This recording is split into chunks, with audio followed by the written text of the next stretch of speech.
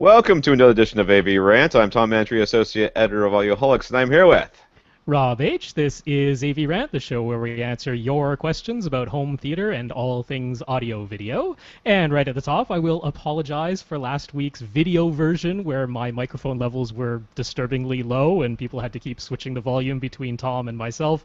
I was trying to avoid microphone clipping, which had happened the week prior, and blah, blah, blah microphone settings led to that. So hopefully everything is fixed this week. And the vast majority of our listeners listen to us in the audio-only version anyway, so everything was fine over there, but I do apologize to the few people who watched our video.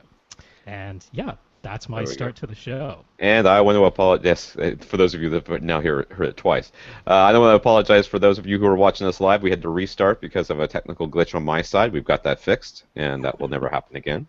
It was a little ID10T error. If you don't know what that is, look it up. But, all right, we've got a ton of stuff to talk about today, a ton of stuff. But I have a big, momentous thing that happened in my life this week. Ooh. I went to the movies.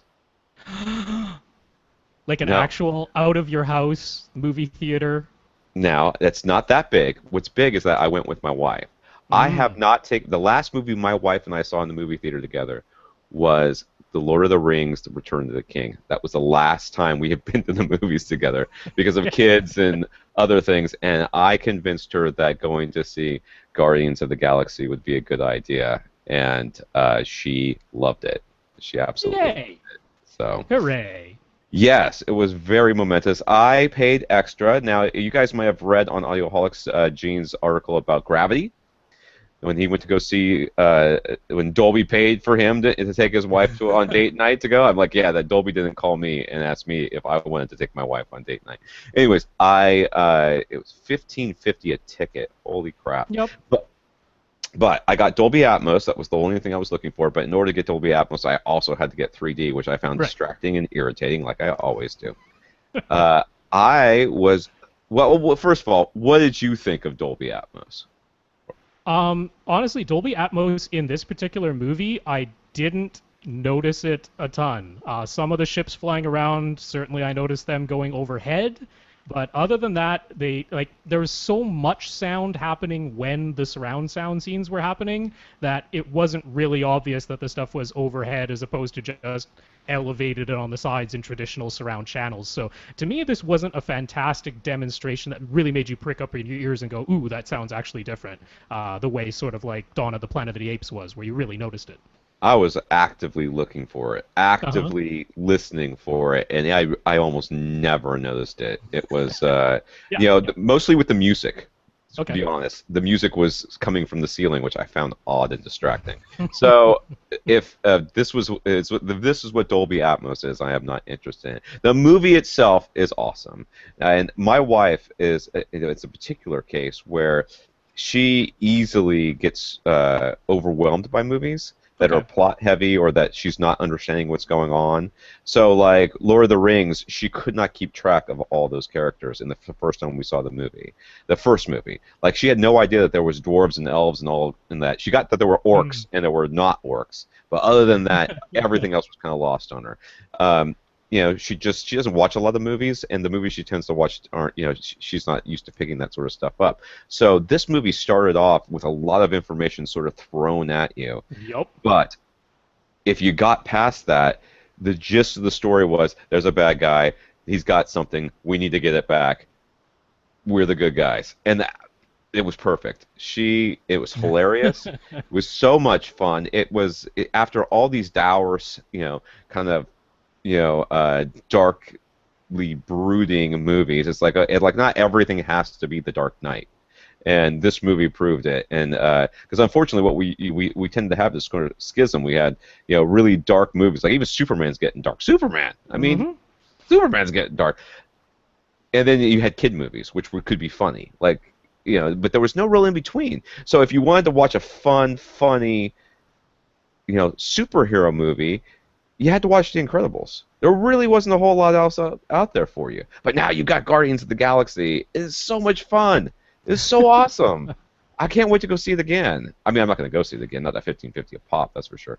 But I cannot wait to see it when I'm going to buy it as soon as it comes out. So yes, if there is not a well, I don't want to spoil anything since it's in the after credits, but if Disney does not merchandise the heck out of one particular character in a way that seems like a very obvious merchandising opportunity just after the credits begin, then they are insane and they are leaving money on the table because that was one of the cutest things ever. I will say that if you are one of those people that likes to stay, I mean, my wife stayed all the way to the end to see whatever Marvel reveal had at the end of the 20 minutes of credits that rolled by. Oh man, yes. You can go ahead and just skip that. That's not really.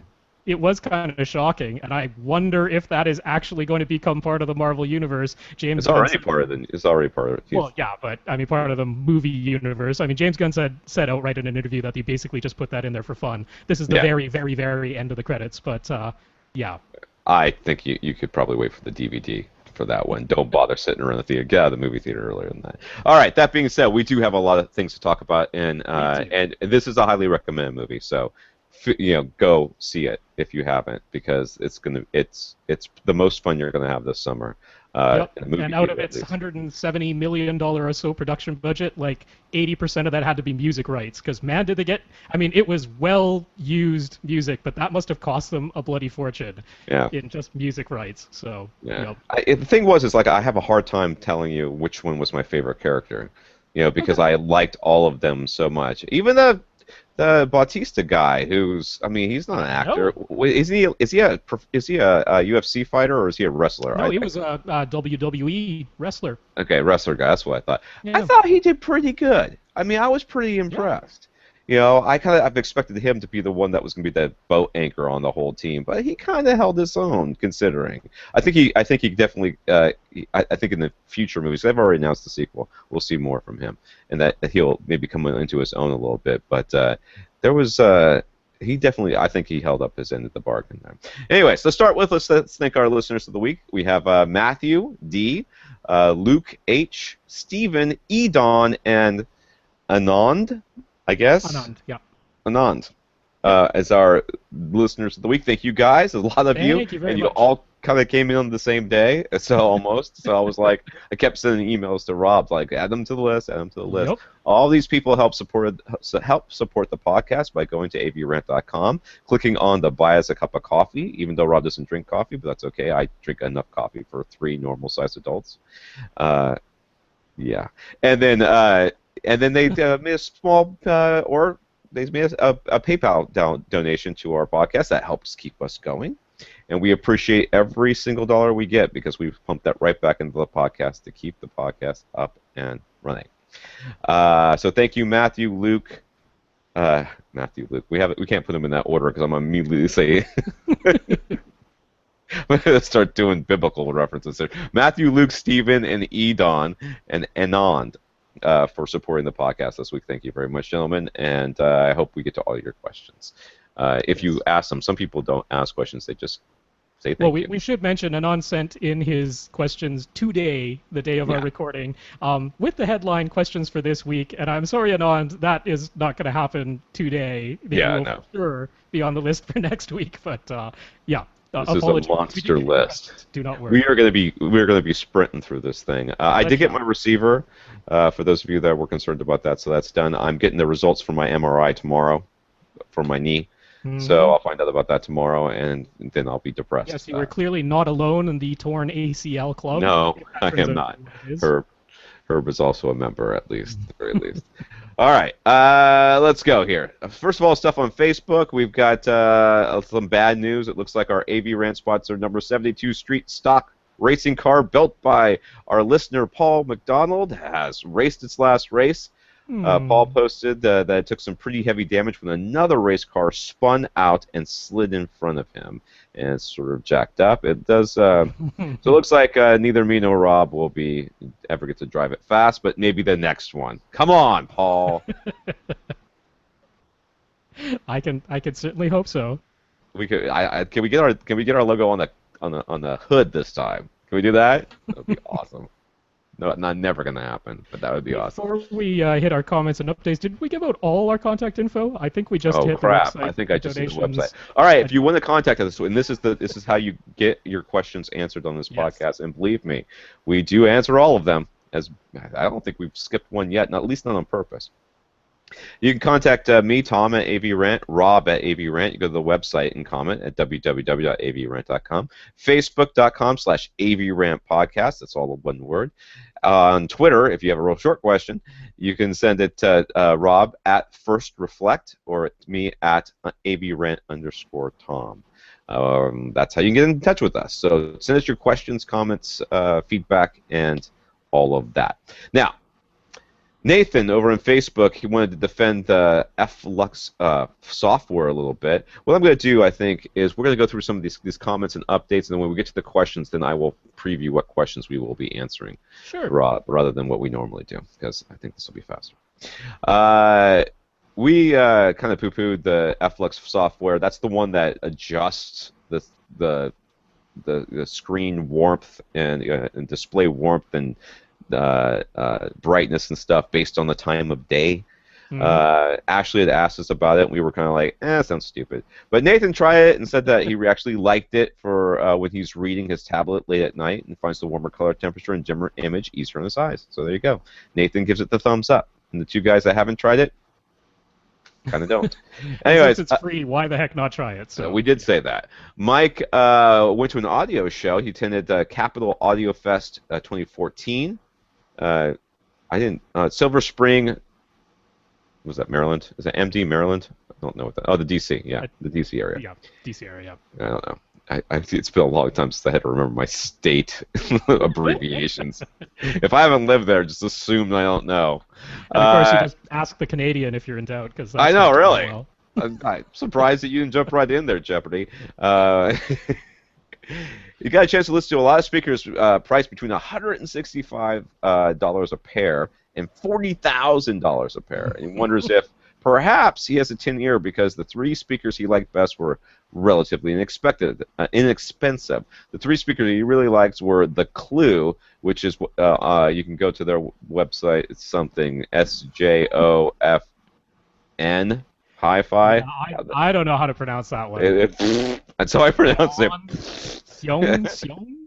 Anyways, they're $1,000 a pair. They're bookshelf speakers. Their website is very stupid and confusing. If you click on the Clue, like half the time you go to a splash page that says the Clue is here, and then that's it. And the other half of the time you go to a PDF that lists its stats, but that's specifications, but that's no pictures or anything, so it's really sort of annoying.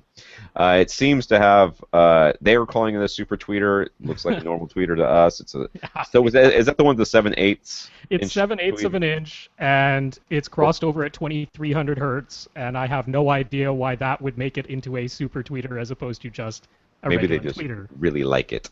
But it looks like a decent. I mean, from the specs, I mean, we haven't heard it. It looks okay.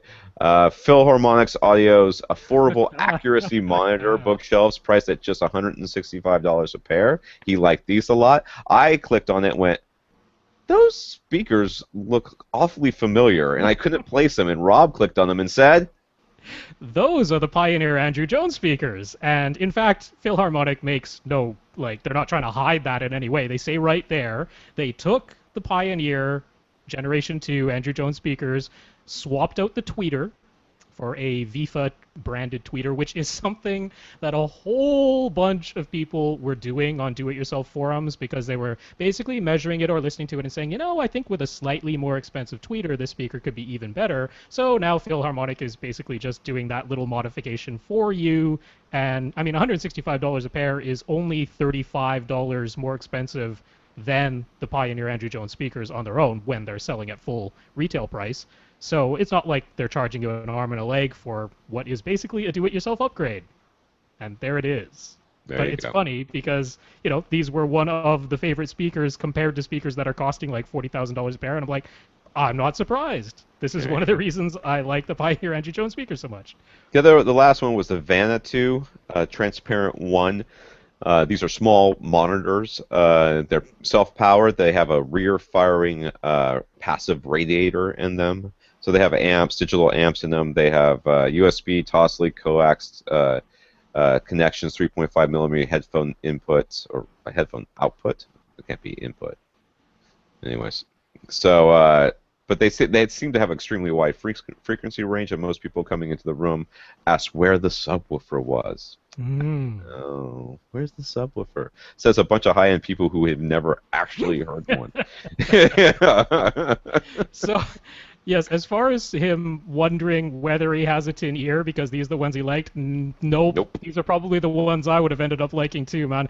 Yep. So many of these super expensive, never heard of them brand speakers that show up at these, 2-channel only high-end audio shows, like they're not good speakers, or they chose one specific metric that they care about. It's entirely just the phase response, and who cares what the polar response and the frequency response are, as long as it has great phase response, or just one specific thing, and that's what they go after, or it's targeted at a bunch of old white guys with a lot of money who can't hear very well anymore, which seem to be a lot of people who attend these shows. So, yeah. The important part is not whether or not they're white, it's whether or not they can't hear. Yeah, Rob's got it right. A lot of these speakers are built to look really, really different, and they're built to look more like art than actual functional speakers, and there's nothing wrong with that. I mean, the blade, you can look at the blade from Kev and go, oh, that's weird looking, but a lot of them are built to look very, very unique, because you're not going to spend 40 grand on something that looks like every other box speaker in the world. And a lot of times they're really, like Rob said, they're trying to either, like, okay, we kept the impedance absolutely steady across the entire frequency range. It's like, impedance? Really? That's what you were worried about? What about frequency response? Oh, that if you got your impedance, you're fine. I'm like, I don't think you understand how speakers, or you get like these big like CAT speakers, California Audio Technology. They're huge. They're massive. There's like, I mean, I'm sure they sound fantastic in a room the size of half a football field, but I don't have that room. And you're not listening to those speakers. I mean, honestly, to play devil's advocate here, a lot of these speakers are far too big for the hotel rooms that they're shoved in. And there's no way they can really do what they need to do and impress you in a room that small. So yeah, those smaller speakers, those monitors and the bookshelves, they're going to sound better in those rooms because those are the rooms they're meant to be in. Now, that being said, a lot of those other speakers are just garbage anyways, as far as I'm concerned, and that's why. Speaking of high-end speakers, though, I did get in touch with David Jensen from Jensen Speakers, and he is going to send me a pair of his bookshelves to review. So very excited about that. John J. over at Facebook and Richard W. have comments about Logitech's Harmony remotes. John, on one hand, thought we were too kind in our review. He has a Harmony 700. He's not very happy with it. He finds the volume button too clicky and loud. Stop messing with your volume. Number 2, pick a volume, stick with it. I can't help you on that one.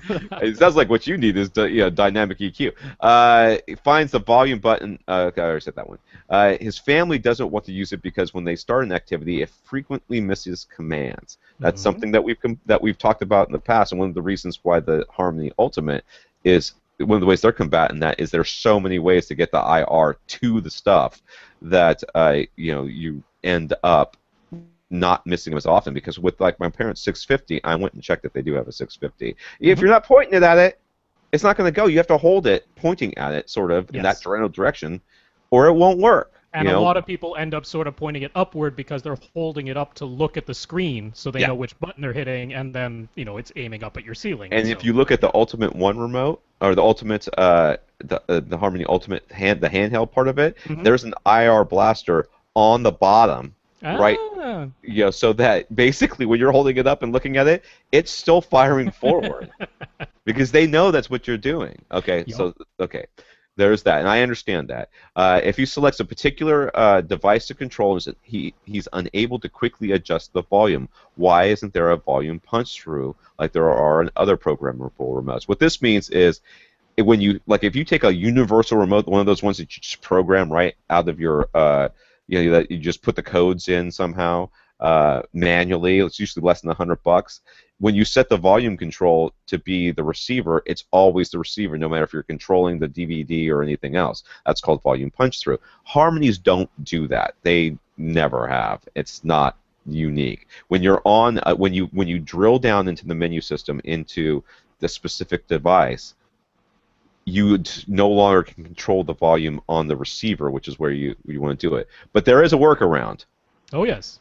Rob? Yeah, I want to address some of the things that John's saying, because the thing is, I totally get where he's coming from, and these are the complaints I have about it too, because if I ever recommend, I mean, not so much with the newer ones that work with the hub. I'm glad they've gone that direction. But with the older ones, you know, if I recommended them to people, I knew I had to warn them, like, it's going to seem really simple at first. When you got the older ones and you set them up with the software and it just asked you, what devices do you have and what activities do you want to do, and now plug in your remote and press OK and you're all done. And it seemed like it was really simple. And then you go, crap, it doesn't really quite work the way I hoped it would.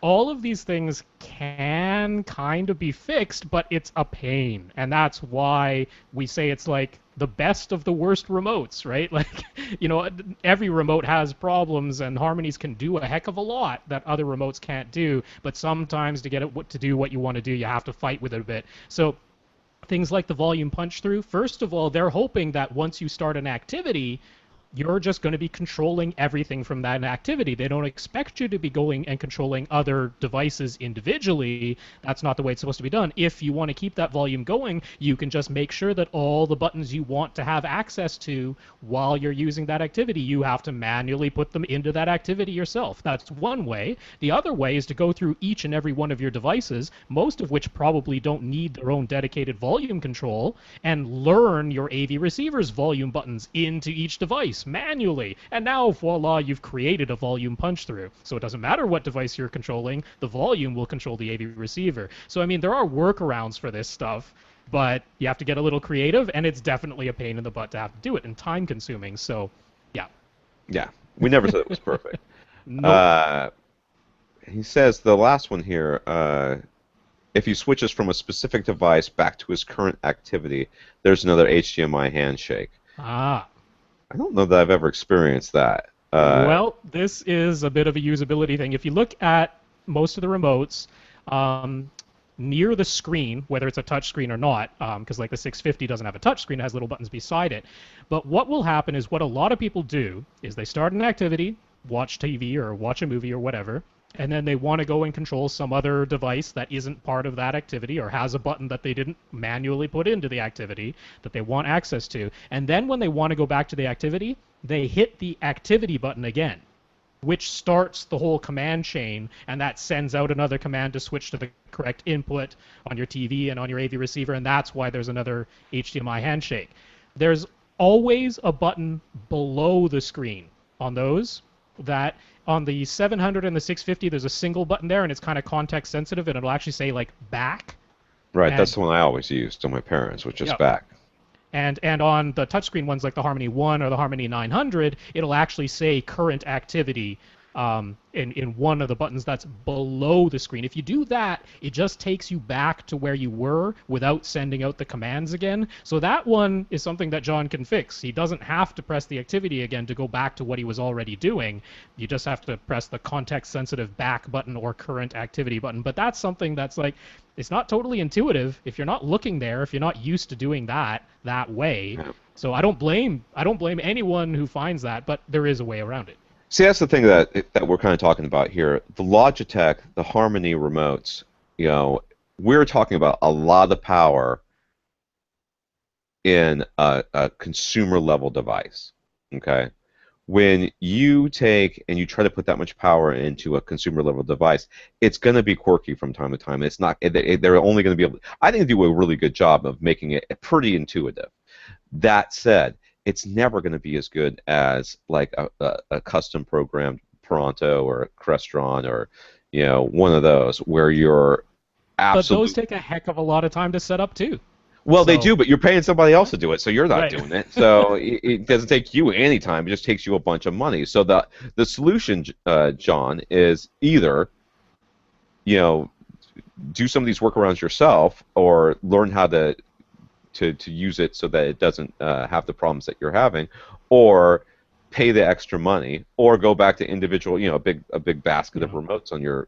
That's what everybody's got, right? A basket of remotes. I find a lot of people I've recommended the Harmony 2, they have difficulty just getting used to the idea of activities versus devices, because anytime they've had a universal remote in the past, it works the way all previous universal remotes did, which is you select what device you want to control at this particular moment, you control it, and then you switch to a different device. And they're looking to do that, so they're hitting the device button on the Harmony, and it's like, well, that's not really the way they meant for you to use it. They meant for you to do these activities, and people aren't used to that, so it's a change in thinking, which can be really difficult. Yeah. On the other hand, Richard uses the Harmony Smart Control, which is just the hub, along with the basic hard button-only remote that has no touch screen. He used to have an older IR-based Harmony remotes, and he was always underwhelmed with them, but says that having the hub transforms the usability into something that even babysitters and tech-challenged in-laws can use. So Richard's on the opposite side of this. While the Smart Control is meant to use your smartphone or tablet as a primary remote with the hard button-only remote as a supplement, he finds he can do pretty much everything he wants with just the hard button remote, and the button cell form factor battery has lasted over a year even with daily use. His one criticism is Logitech's decisions to employ short and long presses so that a single button can have two functions. That isn't very intuitive, but he understands the need to keep the button count reasonable. So that's Richard. Okay, so that's our updates from last week. Do you want to add to that before we go on? Because we do have. I agree that the hub thing is very attractive, and I like that Smart Control remote for anyone who's like, I don't want to deal with a touchscreen, or I would like to be able to use my smartphone as my touchscreen, but then have a hard button remote for just, channel up, channel down, volume up, volume down, instead of having to dig out my smartphone to do those things. So I like it a lot. Yeah. All right, so this week, these are some of the questions we're going to try to answer. This is from last week. We've got Jonathan, who's got an upgrade question in the mini rant about, I guess, Verizon or DirecTV or one of them. Nathan over on Facebook has some questions about on-wall and in-wall speaker design benefits. Scott wants to know, are cars getting too quiet? This is probably one of the very rare questions. Toby got his Denon X2000 on a recommendation, which I hope he told Denon that's what he did, and has a few questions. We will help you out. Cameron, all our recent talk about DACs has created many questions with Cameron. I sense much confusion in you. Jason wants some clarifications on calculating SPL output. You could good luck with that, Rob. That's all you. Mr. DeLorean, which is he has been asked to be called that. I actually saw a DeLorean in person 2 weeks ago. I was walking through a parking lot, and I stopped. My wife was there. I was like, "That's a DeLorean." She goes, "Oh." I'm like, "It's a DeLorean. Why aren't we just standing here basking in the glow of the DeLorean?" Mr. DeLorean has some speaker setup questions, and he is the guy who's got the REL T2 subwoofer and the Golden Ear Aeon 3 bookshelf speakers. Richard has a slight problem with Audyssey and speaker phase. Ashley has another sound card output question for Rob. Infinite Gary recommends another podcast dedicated to room acoustics. Okay, Gary, I'll just slide on that one. Might bump you, though. Paul is wondering about North American and European AV receiver brands, which made me think, which ones are those?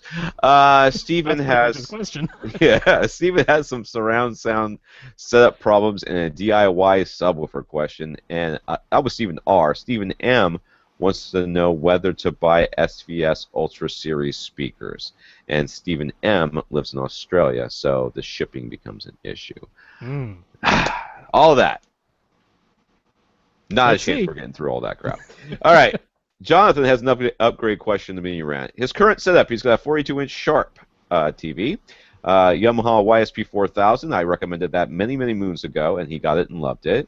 To be replaced with a 5.1 system if my wife decides she needs another husband at some point. All right. So basically, if his wife upgrades the husband 2.0, he's upgrading to surround sound 1.0 because that Yamaha is 0.1. Well, let's say he's going to surround sound 5.1 because at least his number is larger. That's right, and he's going to get. He's got a sub. It's right. He's got an AV123X sub. That's a pretty decent little sub for a small room. That was before AV123 imploded. He's got a Sonos and a NAS and a Google for his music server. He used Sonos, a NAS, a network accessible drive. Is that what that? No, NAS. Network attached storage. That's what I never get that right. And Google Play Music, and he's still loving it. Blu-ray's got a Samsung 3600. It now sits idle for the most part. He's got a Roku box for Netflix, Hulu, NBL Baseball, and other streaming. He's got no need for a smart TV. His TV source is FiOS. He's got a 6-tuner FiOS and a Harmony One remote with and his Android phone to control the Sonos Google Play Music stuff. He also owns another Sony receiver and a pair of nice bookshelf speakers that he rarely gets to use because the soundbar is so easy to use. For a while, I remember he was using both at the same time and saying, it sounds pretty good to him. I'm like, well, then whatever, dude, do what you want. The bookshelves only beat the Yamaha at high volumes, at least in his seat, which is the only seat he really cares about, and the wife still doesn't allow those volumes, so he basically just leaves the he's just using the surround bar. So, Tom and Rob, what would you replace first, the sub, the display, or the wife? Now, never replace the wife. You let the wife replace you, and then it's not your fault. Yeah, that's what I say. So I'm not going to recommend that. Plus, I've never met your wife. She might be lovely, and you could just be a big jerk. I don't know. So I don't think that's true, but it could be true. And if she's listening, it certainly is true. Now, your sub is certainly fine for a small room. I recommended that many, many moons ago. The only time I've ever had problems with it is at very at higher volumes, very low frequencies, it farts. Okay. So yes, you definitely need a new sub. But if your wife is already sort of kicking you off on the volume level, a new sub is certainly not going to endear you, though it may increase the upgrade to Husband 2.0, in which case, get the sub. I'm going to say out of those three, I'd go with the display. The 42-inch Sharp, I don't know how close he's sitting, but he'd like to have a replacement with local dimming, and if it were me, I think, given the parameters that he's set, I would go with I would upgrade his display to one of those new Vizios with the local dimming. Yeah. I mean, I would certainly wait to see a few more of those Vizios come to market, because certainly their E series has, but that has like 4 or 5 zones of local dimming, which is pretty much not any. But the what is it? The M? No, not the M series. Yeah, maybe the M series. There's the M, and then there's the. And then the P series, and then the reference series. The reference series is never coming out. That was just vaporware. Looks lovely, but that thing's never hitting the market. But yeah, so I mean, I would wait for more of the M series to show up on the market, but I would certainly be taking a very close look at those. I don't think he has any interest in 3D, because that's a pretty safe bet at this point. So yeah, I would be looking strongly towards those.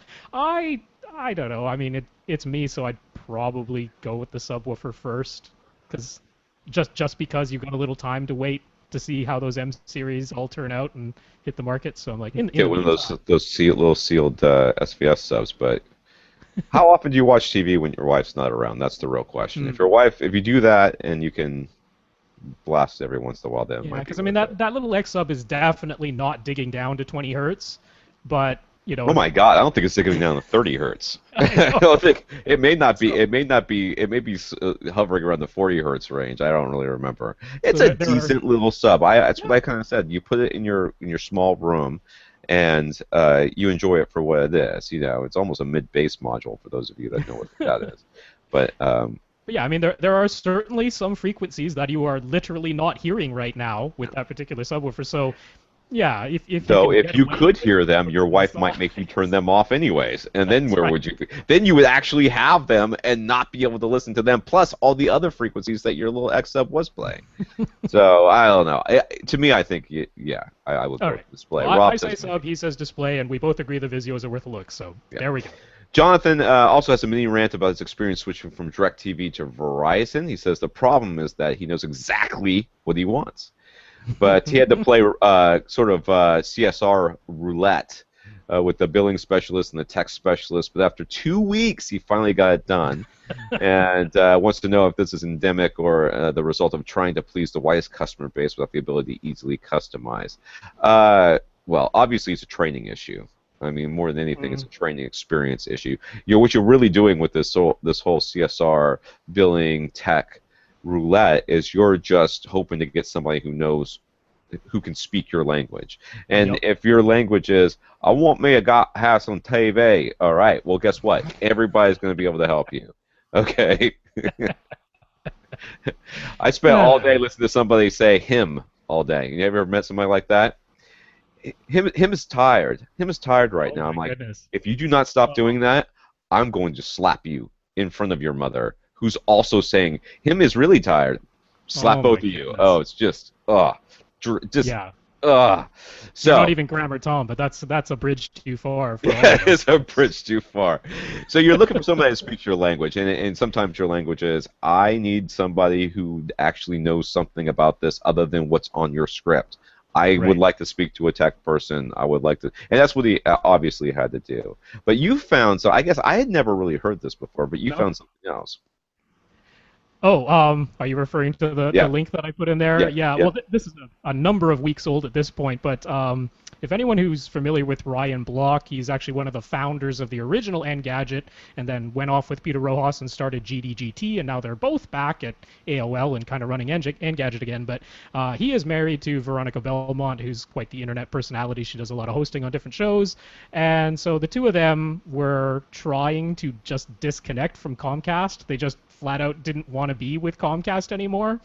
And apparently things got so bad, because it was Veronica who was talking to the customer retention expert, which is who they send you through to when you're trying to disconnect from anything to try and keep you as a customer. Things got so bad with her, Ryan took over the call and started recording the call and actually posted that recording. And so that's made the rounds. A lot of people have heard it, but in case you haven't, we'll post the link to it over on Facebook and over at avrant.com.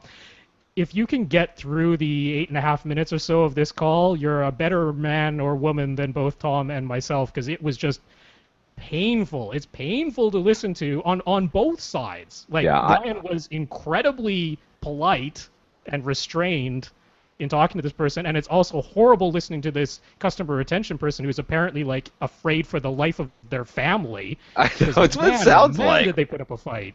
Well, I swear I didn't get 30 seconds into this thing, but Ryan at some point is saying, we just want to disconnect. We just but why? Why would you want to? I'm like, who are you? What CS? Who do you work for? I mean, it's not like a church, is it? It's not. That's what it seemed like. It seemed like you were like, why are you breaking up with me? I'm like, oh my God, taking it really seriously. So Ryan should have said that. He should have said, it's not you, it's me. At some point. Yeah, it's me. I don't want to be with you anymore because you're awful. No, I actually heard somebody on the radio recently say that they called up and said, "Listen, I just want to talk with one of your retention people." Mm-hmm. Just called up and just said, "Listen, I'm thinking of switching, so make me a deal." Like, okay, and that's what they did. I mean, they didn't even bother with the whole beginning part. They just did that to get the better price, which is, I think, pretty smart. And I'm too lazy to even do that. Well, I don't do that anymore anyways, but I'm about to buy my parents a Chromecast for my dad's birthday. My dad's birthday is next week, so I'll buy him a Chromecast. Yeah, I mean, as to whether this is endemic, it kind of seems so. Because, I mean, there's a reason why Comcast and Time Warner are consistently rated as the worst companies in America. And, I mean, this is like all companies. This is like worse than Exxon, worse than like Halliburton. Like, oh, you guys kill people and give innocent people cancer and make people's water turn on fire if they light it with a lighter. You're still not as bad as Comcast and Time Warner, in everyone's opinion. That's how bad you are. And yes, I did steal that bit from John Oliver, thanks to him over on HBO. But I mean, that's exactly what it is. They are still the worst. So, I mean, did you see that John Oliver thing about the net neutrality? Yes. That was brilliant. We should post that link too. All right, we are way off topic, and we have no times for this. All right, okay, this week's questions and discussion topics. Nathan W. over at Facebook. Nathan was reading about baffle walls and SBIR, a speaker baffle interference response. It was struck by the notion that on-wall and in-wall speakers allow the speaker designers to know exactly where the wall will be. So can't they select and design the driver's crossover voicing and all that to take in the speaker baffle interference response into account and actually make a speaker that will sound more consistent? Okay, so this whole idea of the speaker baffle, we talked about this, about how the sound wraps all the way around the speaker. Okay, so you have to take into account the whole speaker, the sound, and where the walls are being and everything else. and when you're designing your speaker, and where you put it in the room will make a big difference. So Nathan asks, well, if you know it's going to be in the wall, and you know the wall is going to be right there, or you know it's going to be on the wall, so therefore it's going to be that far off the wall if they use your bracket the way they're supposed to, then can't you just take all that into account? Well, Nathan, you're right in a sense. You're right in that, yes, they can do that. The problem is that that's not the biggest problem with why your speaker doesn't sound good in the first place. You know, and not only that, it doesn't really solve the biggest problems, which are placement within the room. So, okay, I want in-wall speakers. I put them in the wall. Well, I'd like to put them exactly where I want them, and I wish I could, but the studs are off. Or better yet, the studs are exactly where I want them to be. Yay! But my speakers are now shoved all the way to the one side because that's where I wanted them to be, because I want in-wall speakers, and that's the sort of thing that people who want in-wall speakers want. Therefore, the speakers are, even though they're taking into account the baffle, there's still the room to deal with. There's still all the other problems to deal with. There's still the reflections and everything else. Yes, they can do that, but it's just not enough. Yeah, I mean, there's a couple of things I'd like to say about this. I mean, first of all, this is a little bit reminiscent to me of the question of car audio, which is, if, hey, we know exactly what the interior of the cabin of the car is going to be, so shouldn't we be able to actually design a sound system for a car that sounds better than one in the home because we know exactly what the room is going to be? The problem is the placement of where those speakers need to go in order for it to still be a drivable car is a larger problem than just being sure of what the internal volume and layout of the speakers are going to be. The issue with having an on-wall or an in-wall speaker is that there's no passive way to overcome the problems of having the wall being right there. The issue is that the reflections that go backwards come off the wall and then come forwards along with the direct sound. There's no way to overcome that. You can make a very, very directional speaker, but then you've got a very, very directional speaker. Or you can have a speaker that has a lot of filters applied so that it rolls off at the points where there's going to be the most reinforcement from being right next to that baffle. But then you're dealing with a situation where if anyone ever installs it slightly differently, or you're just in that situation where you're going to get weird lobing effects and things like that just because you're always dealing with an interference pattern. You're not just dealing with, oh, those frequencies are a little bit louder. They're louder because it's two sound waves doubling up on each other, and that's going to create a lobing effect. So depending on where you're sitting horizontally across that speaker, you're going to get different effects. There's just problems inherent to having a speaker close to a wall that you can't really overcome in any passive sense. Now, we talked last week about that article about using all sorts of digital signal processing to apply much, much finer and, fancier filters that you really can't do in any passive sort of way. Maybe using that, maybe you can get really fancy with how that speaker starts to output every given frequency so that you can manipulate those double ups and those cancel outs of all the sound waves to get it just where you want to be, but that starts to get pretty darn pricey. So I don't completely disagree with that idea in principle. But in practice, it's still so much easier to just get a good 2- or 3-way speaker and get it away from the wall. Yeah, I think that the car audio, your analogy is apt. The biggest problems are not the volume, or the shape of the car. It's where you can place the speaker and how the speaker has to be positioned in order for the car to be drivable. And the fact that there's all this road noise and there's car noise and there's all these other things and there's kids and you're sitting way to one side and the other person's sitting way to the other. It's like, that's the problems inherent in getting good sound in your house are not because of how close or how far away you're or where that baffle is, or how knowing exactly where the speaker is going to be on a wall. The problems are that there's a lot of other ones that are way more important to deal with that you can't do that way.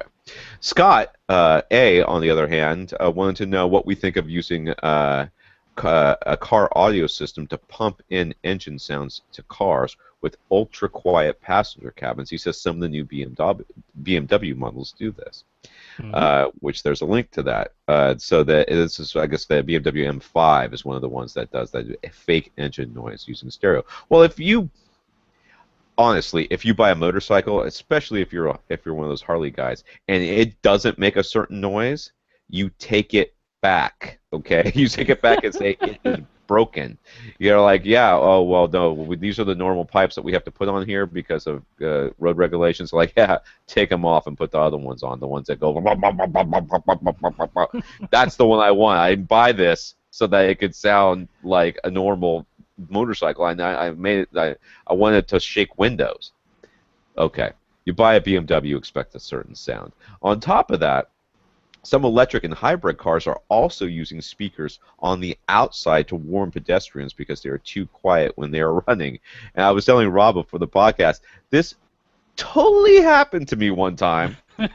I was sitting. This was up in Jacksonville. This is when we got back from. This after we got back from Australia. But my wife was working during the day. One day up in Jacksonville at her old office, and me and the kids were sitting out in the car. It was a cooler day. We had the windows rolled down and stuff like that. And I did not realize that the Prius next to me had somebody in it. And we were all parked in the parking lot, sort of waiting for her to get done with work. She was going to come out in a half an hour or whatever. Kids were watching the movie in the back, and all of a sudden the Prius backs out, and I'm like.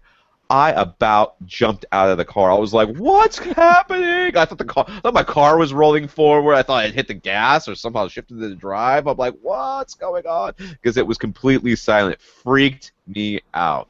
Parking lots too, I think, are particularly dangerous with cars, electric cars, because they don't make any noise and you don't hear them coming. A lot of people start crossing the street without looking because they know, well, I don't hear anything over there, so there must not be anything. I can tell you one thing. My car certainly is not getting too quiet. My 2003 Honda Pilot could use a couple of dBs less, especially when you're up on the road on the highway at speed. Yeah, I mean, to me, honestly, I would take a car where inside the driver's cabin it's as close to silent as I could get. I would personally love that. I have no particular fondness for engine noises because I'm not a gearhead and that's just not my thing. I would totally take a very silent cabin. And hey, if this M5 is so quiet inside of its cabin that you need to use the speakers to create fake engine noises, I'm assuming you can turn that off. I mean, there must be a way to turn that off. So I would probably really, really like that.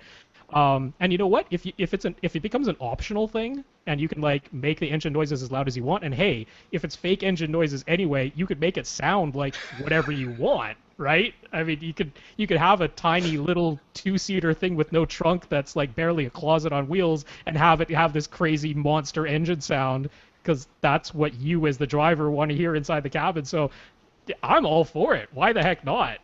That is the silliest thing I ever heard, and I know that there's somebody out there, there's some 18-year-old out there right now going, "That would be awesome!" Yeah. Paul McDonald probably kind of twitched a little bit when he heard you say that you're not a gearhead. Bite your tongue, boy. But for the pedestrian thing, that absolutely. I mean, you need that. That should probably just be a requirement. Like, people definitely. I almost think that they need some sort of yeah, I think they almost need some sort of specific electric car noise, like something in between, like a car noise and one of those annoying sirens that the Brits have, right? Whatever that one is, that's so awful.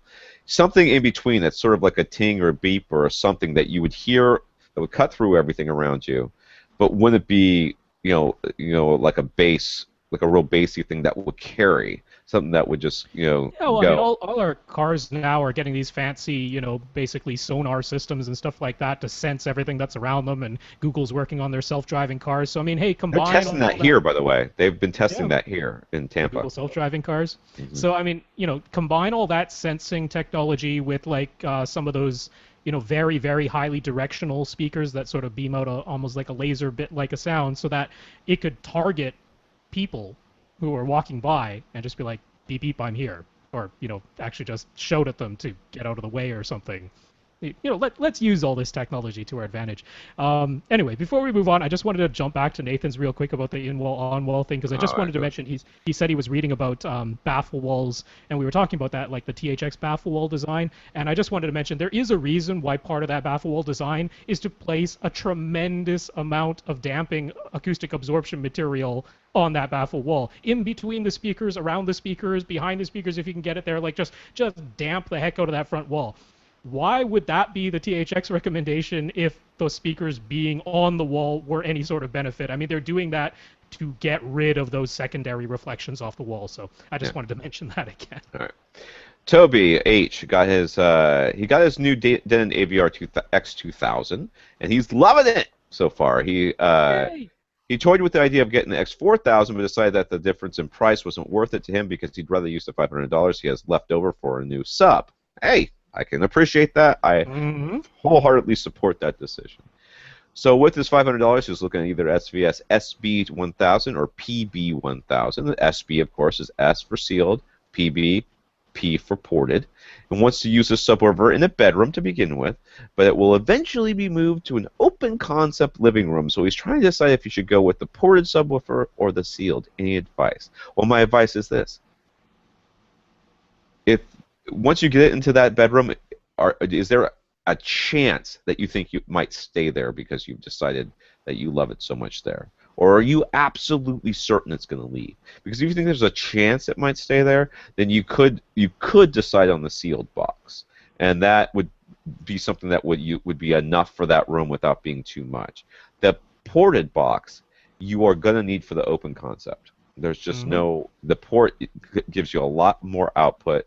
You're going to need that for the open, but it's going to be so much bigger that you can get into your bedroom and go, oh my God, what have I done? Yes. So, and well, once again, maybe your wife will be upgrading the husband 2.0. It won't matter. So, yeah, the ported box is going to be massive. I don't know what the PB1000 off the top of my head its dimensions are, but it's pretty big. It's 14 wide, 18 deep, 19 high, something like that. It's pretty big. It's a 10-inch driver in that one.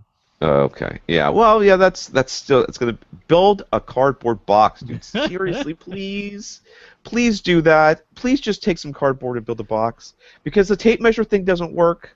It doesn't work. I'm telling you. So, anyways, yeah. If you're sure it's gonna leave, I guarantee you you're gonna get into that bedroom and your significant other is gonna look at it and go, "Oh, that's got to get the hell out of here." And then you can put it right where you needed it to be in the first place, because it's mess. It's going to be massive. Yep, I completely agree that I would go for the ported either way, as long as you can fit it into that bedroom. That'd be the way I go, because I want a subwoofer that can itself genuinely play down to 20 hertz, and the ported one will get you there, and the SB1000 might not. With enough room gain, it will, but yeah, either way, I'd definitely say ported. However, for $500 right now, Outlaw Audio, who sells subwoofers that were basically designed by HSU. They're very, very similar to theirs, but they're running a sale right now over at Outlaw Audio, and their LFM1 Plus is selling for $500 with free shipping. So this is right in that price point. And for anyone else who's listening, this is a good deal. I really, really like the LFM1 Plus.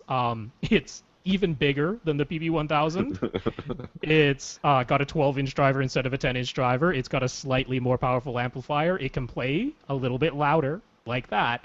And it has variable tuning. It has 2 ports, and you can plug one of them. So we're back to sub-porking. You can pork some subs if you get the LFM1 Plus. That's for Monty. I hope he doesn't crash his car again. Oh gosh, don't crash your car, Monty. Yes, the sub-porking is a really nice feature to have if you're going to be moving your sub from one room to another. It allows you to plug one or more of the ports in order to change it from a sealed to a ported box. Of course, you can shove something into a port if you want to, no matter what size, no matter what sub it is, but if the sub itself hasn't been designed, you are risking damaging your sub by doing so, because it's if it's meant to be played ported and you plug the port, you're going to have a big problem. So, or you could possibly have it depends on how loud you play it.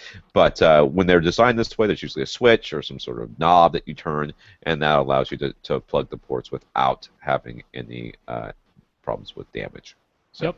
It certainly doesn't make it physically smaller when you do so, though. So. Nope.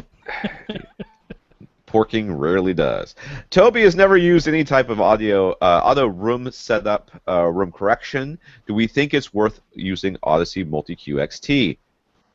Yes. Yes. Yes. Yes, we do. 1,000 times yes. That is one of the main reasons to go to the X series in Denon's lineup over the E or the S series, is so you can get the better version of Audyssey.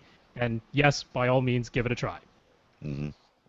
Dynamic EQ is your friend. Here we go. Since he's only running 5.1 speakers, he has two amp channels available that gives him the option of adding front height speakers. Do we think they're worth trying out?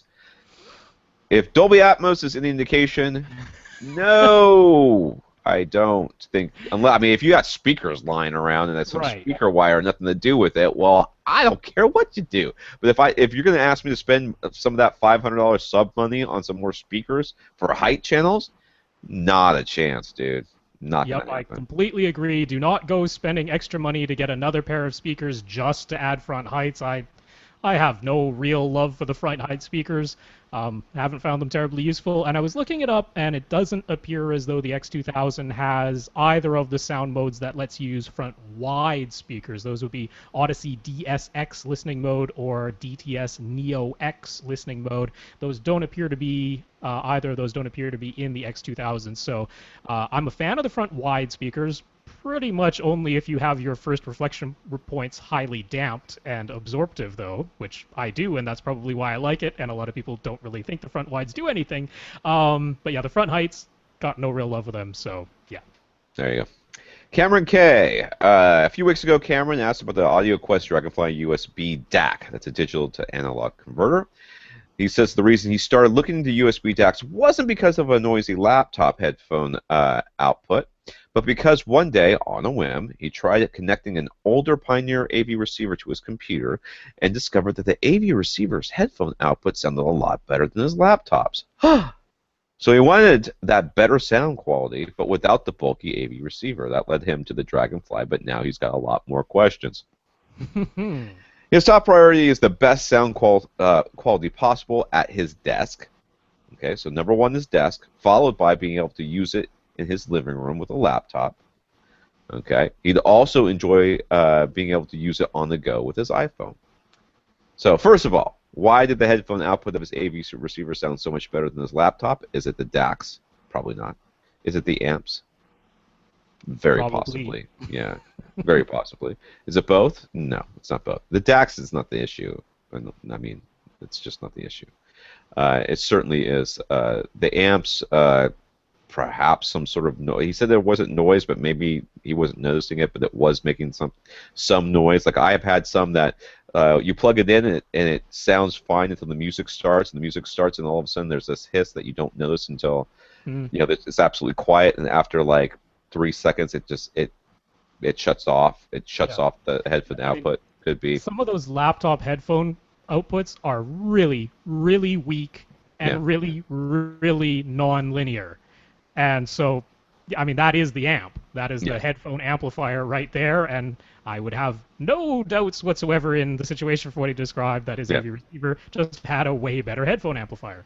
More linear and way more powerful. Probably. Number two, if it's the amps, if it's more the amps than the DAC, should he be looking for one that has its own battery? Would one with its own? I don't understand what he means by battery. Does he mean power supply? I guess. Like he's looking for these USB DACs and headphone amps. Yeah. And some of them have a battery built in, so you can use them portably, right? You could connect it to your smartphone or some other player, and it has its own battery built in, or you can connect it to your laptop, and the DAC and headphone amp, the separate unit itself, has its own battery, rather than drawing power from the USB port. Okay. Would one with its own battery provide more power than the USB powered device? I don't know. I don't see why that's the case. No, you can get quite a bit of power from a USB port. especially any of these ones that are USB 2, which pretty much all of them are now. I mean, you charge like all these devices. You charge it like plugging it into a wall. It charges just as fast. Yeah. Sometimes it seems like my computer charges it faster than the wall plus. It certainly charges it faster than the one in my stupid car, like the cigarette lighter ones. Mm-hmm. Those are awful. God, I feel like solar power would be faster.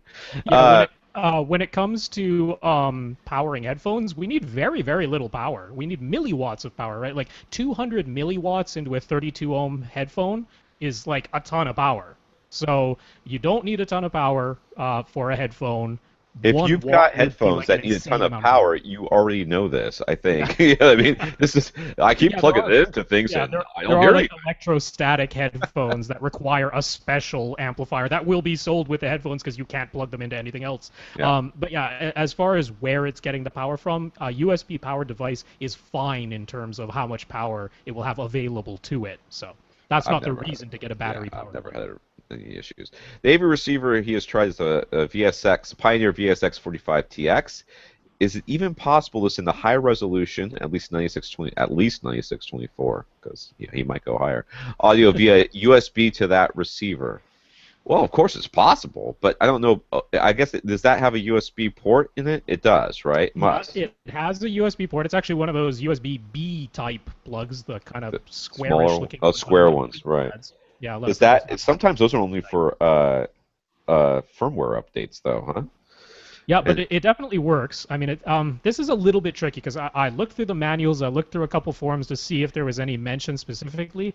It doesn't say specifically what sampling rate and bit depth that is available using that particular Pioneer AV receiver via the USB port. It does specifically say that it is 2-channel only. It will only take 2-channel audio, and it's an older receiver, and when it has that restriction, I'm kind of thinking that it's a USB 1 port and not a USB 2 port.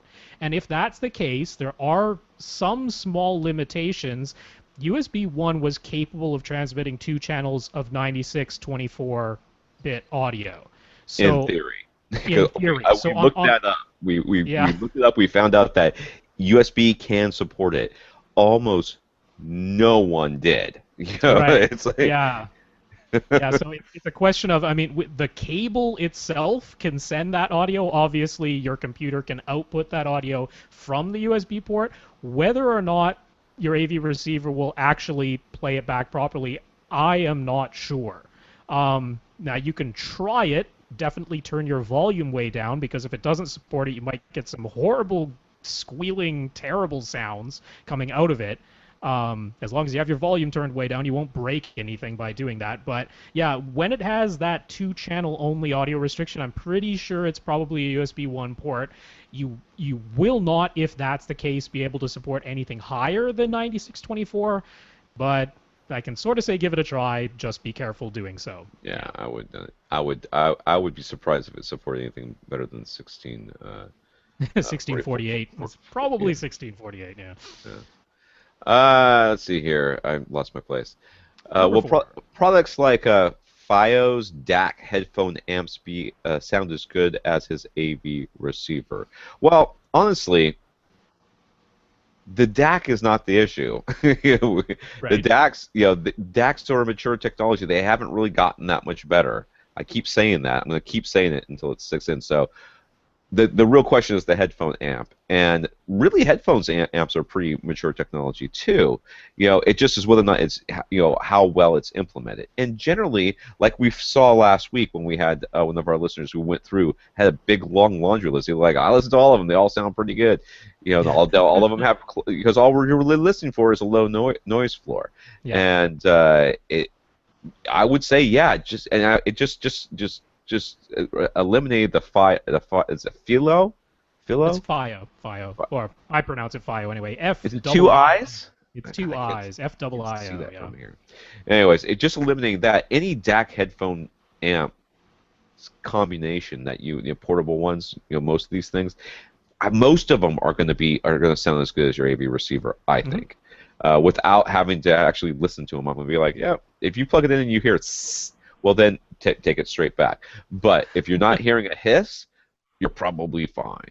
So yeah, I mean, Go ahead. It's a little bit of a trick in terms of some of them will match better with particular headphones than others. There are some headphones out there that have incredibly high impedance, like 600 ohm impedance. And some of these smaller portable headphone amps don't play so nicely when you have that high of an impedance. A lot of them are fine everywhere from 8 ohms up to 300 ohms because, again, you need very, very little power. A lot of them are perfectly fine with that.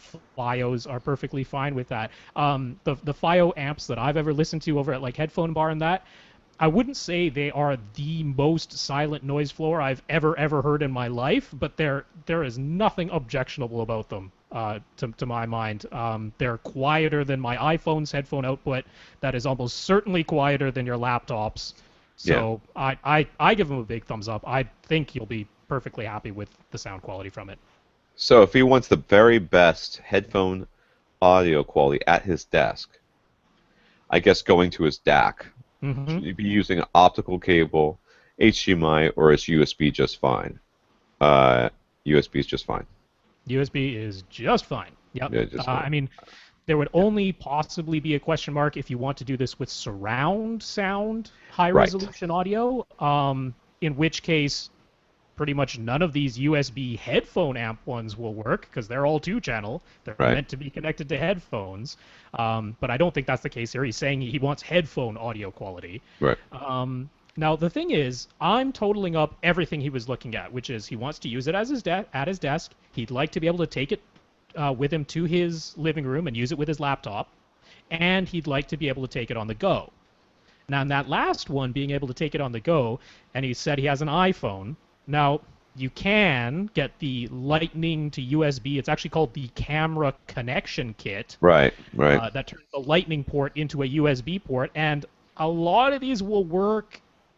Not guaranteed, though. There's that HRT microstreamer is the one that pretty much everyone universally says, yup, it works. Some people have said the Dragonfly works as well. I don't have any personal experience with it, so I can't confirm that or not. But here's the thing. Why even bother with the iPhone as your portable player when FiO has the X3, which is like $200, or the X5, which is $350, both of which are their own complete player. They play back high-resolution audio all the way up to 192.24 if you're interested in that.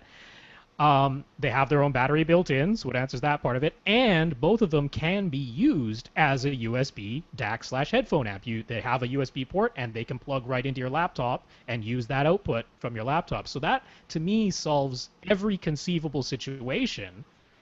Because you're not dealing with the sort of hinkiness that can come up with trying to connect your iPhone to a separate headphone amp DAC. I would just go for a player because they're barely more expensive. And you get a nice battery built in. And you get it as a USB DAC too. So that's the way I'd go. Yeah, I see what you're saying. I think that a lot of those portable USB DACs, like the DAC Magic XS and some of the other ones, the Dragonflies or whatever they are, that we were talking about the last couple of weeks, solves 2 of his problems, and the third one of being on the go can be solved by him just dealing with the fact that it's on his iPhone. Just go with it. You know what I mean? I'm not worrying about it. Yeah, well, I mean, honestly, from my perspective, I know me, right? And I have a case where I've got a little headphone amp thing that I put Velcro on the headphone amp thing. I put Velcro on the case so they stick together. I still never take the damn thing anywhere. It's just, I mean, that's not even a separate device. That's not even me having to load anything up on anything. It's just not worth it for me to take the time to try to load up 2 devices. I've already got it on my phone. I'm not doing it again. So if it were me, I would think of something like that. And I might even go so far as to say, I mean, why don't you look at the Stealth DC1 from Emotiva for your home theater? I know it's a little bit more expensive, but it's basically a preamp and USB amp, and you can do all sorts of fun stuff with that. So there you go with that. All right. Different takes. Totally different takes. Jason. I just want to say, if you want to take it on the go, I would highly recommend getting one with a battery. Because, man, the ones that run off of your iPhone battery, the iPhone already has a pretty sucky battery. And that thing will drain it in like 4 hours. So, yeah, for sure. If you go that way. Yeah. Let's see what time we're at here. Oh, we're doing pretty good. What's our... Famous last words. Last time I said that. Oh, good. I got to take a break. Jason, want some clarification on calculating SPL output? Last week we talked about using an online SPL calculator to figure out how many watts of amplifier would be needed in order to drive a given speaker to a given sound pressure level at a given distance. Unfortunately, the whole thing has left Jason a bit confused. It's your accent, Rob. It's hard to understand. Must have been. To begin, last week Rob posted a link on Facebook to an SPL calculator that lets you take room gain into account. On the podcast last week, we talked about a calculator from Harman, but that one did not factor in room gain.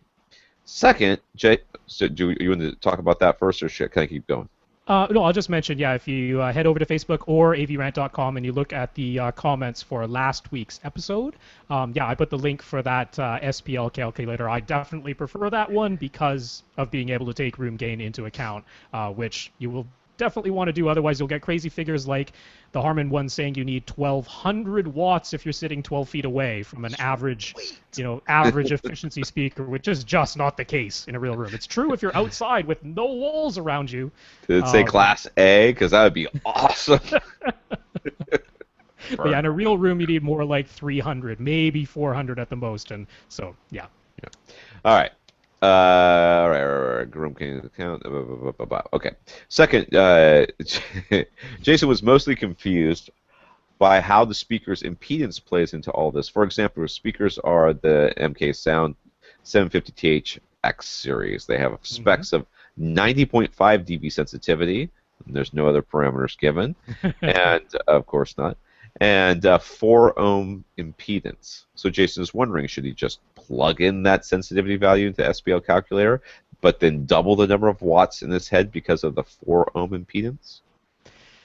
Ooh, yeah, so this is a little bit tricky. First of all, you'll find plenty of speakers that, well, first you'll find plenty of speakers that don't even list their sensitivity on their specs, but there'll be a lot that if they list the sensitivity, they'll just give you some number in decibels, and they won't tell you whether that's 1 watt 1 meter or 2.83 volts 1 meter, and that actually does matter, because what we want, what that SPL calculator is looking for, is the sensitivity given in decibels at 1 watt at 1 meter. That's what it's expecting you to plug in. Now, if that's the figure you already have, then the impedance of the speaker doesn't matter. Don't even worry about it. If the sensitivity is already listed as decibels in 1 watt, 1 meter, that's the number you want. The impedance doesn't enter into the equation. The impedance only comes up if it's listed as decibels 2.83 volts 1 meter, because then that's a way of fudging the numbers a little bit. And what happens there is when it's listed as 2.83 volts 1 meter, if it's a 4 ohm speaker, that's actually the same as 2 watts. So that's where, Jason's got it right. That's where if it's listed as a 2.83 volts 1 meter instead of 1 watt 1 meter, and it's a 4 ohm speaker, yeah, you'd need to double the number of watts that SPL calculator spits out at you. Or you'd need to say that it's 3 decibels less efficient than what that spec gives. So that's already going to be confusing. But the point is, if you have 1 watt 1 meter, don't worry about the impedance. Doesn't matter. So the thing is, when it isn't listed, what do we assume? Well, you kind of got to assume that they're maybe fudging the numbers to make the speaker look more efficient than it is. 90.5 decibels from a bookshelf-sized speaker is pretty darn efficient. I mean, unless it's like horn-loaded or a compression driver or something. Yeah, that's sort of unusually efficient. Maybe around 3 decibels more efficient than we would expect it to be. We'd expect it to be about 86, 87, 87 and a half decibels using 1 watt at 1 meter. That would be what we would expect for that speaker design. So when they're giving you a figure like 90.5 decibels, no other parameters, and it's a 4 ohm speaker, I'm looking at that, putting 2 and 2 together and saying, they probably did that at 2.83 volts 1 meter and not 1 watt. So there's a little bit of sleuthing to go on, and I totally don't blame anyone for being a little bit confused by it. But the bottom line is, regardless of which one you plug in, just go ahead and plug in that 90.5, and the SPL calculator will spit out some value for you that will be a reasonable number of watts. If you're 12 feet away, in this case, it'll be something close to 150 watts or something like that. And the thing is, even if it were 3 decibels less efficient, even if it needed 2 watts of power to get to 90.5 decibels from 1 meter away instead of only 1 watt, yes, ultimately to hit 105 decibels, you'd now need 300 watts instead of 150. But that only comes into play during peaks. It only comes into play during really, really short amounts of time or one loud explosion or one loud crescendo. And your amplifier can deliver that. That's not a problem. The real takeaway is you don't really need to worry about amplifier power unless you're in like an outdoor concert venue, which is what Harman was worried about. The vast, vast majority of time, we're listening at like 85 decibels or less, which means we need way less than 10 watts. Usually that means we need less than 1 watt for what we're listening to. So it's fine to want to know how this all works. I certainly did, and that's why I've gone through all the math and looked up these calculators and stuff. But ultimately, if you're worried about it, if you're worried, should I buy this receiver or this receiver? Because receiver B has 125 watts per channel and receiver A has only 100 watts per channel, it just doesn't matter. It just doesn't matter. In real world terms, it's not going to make any difference. It literally drives me crazy. This whole like as you see the receivers go up, like they go up, like, oh, okay, well, receiver, their entry level's got 85 watts, and then the next one's got 90, and the next one's got 100, and the next one's got 110, next one's got 115, next one's got 115, but it's got extra channels. You know what I mean? I'm like, stop it. It's so pointless because you never needed any of that. Any of those would have been just fine, just about. I swear to God, I just bought the X4000. I could not for the life of me tell you how many watts per channel it is. Never looked at it. I purchased a receiver from Denon and went, watts. And never looked at it. I still don't know. I'm guessing it's around 125. Mm-hmm. I don't know. That's just a from the hip guess. But if you told me it was 115, I'd be like, that sounds right. 150? Yeah, that sounds right too. I don't really care. I don't care.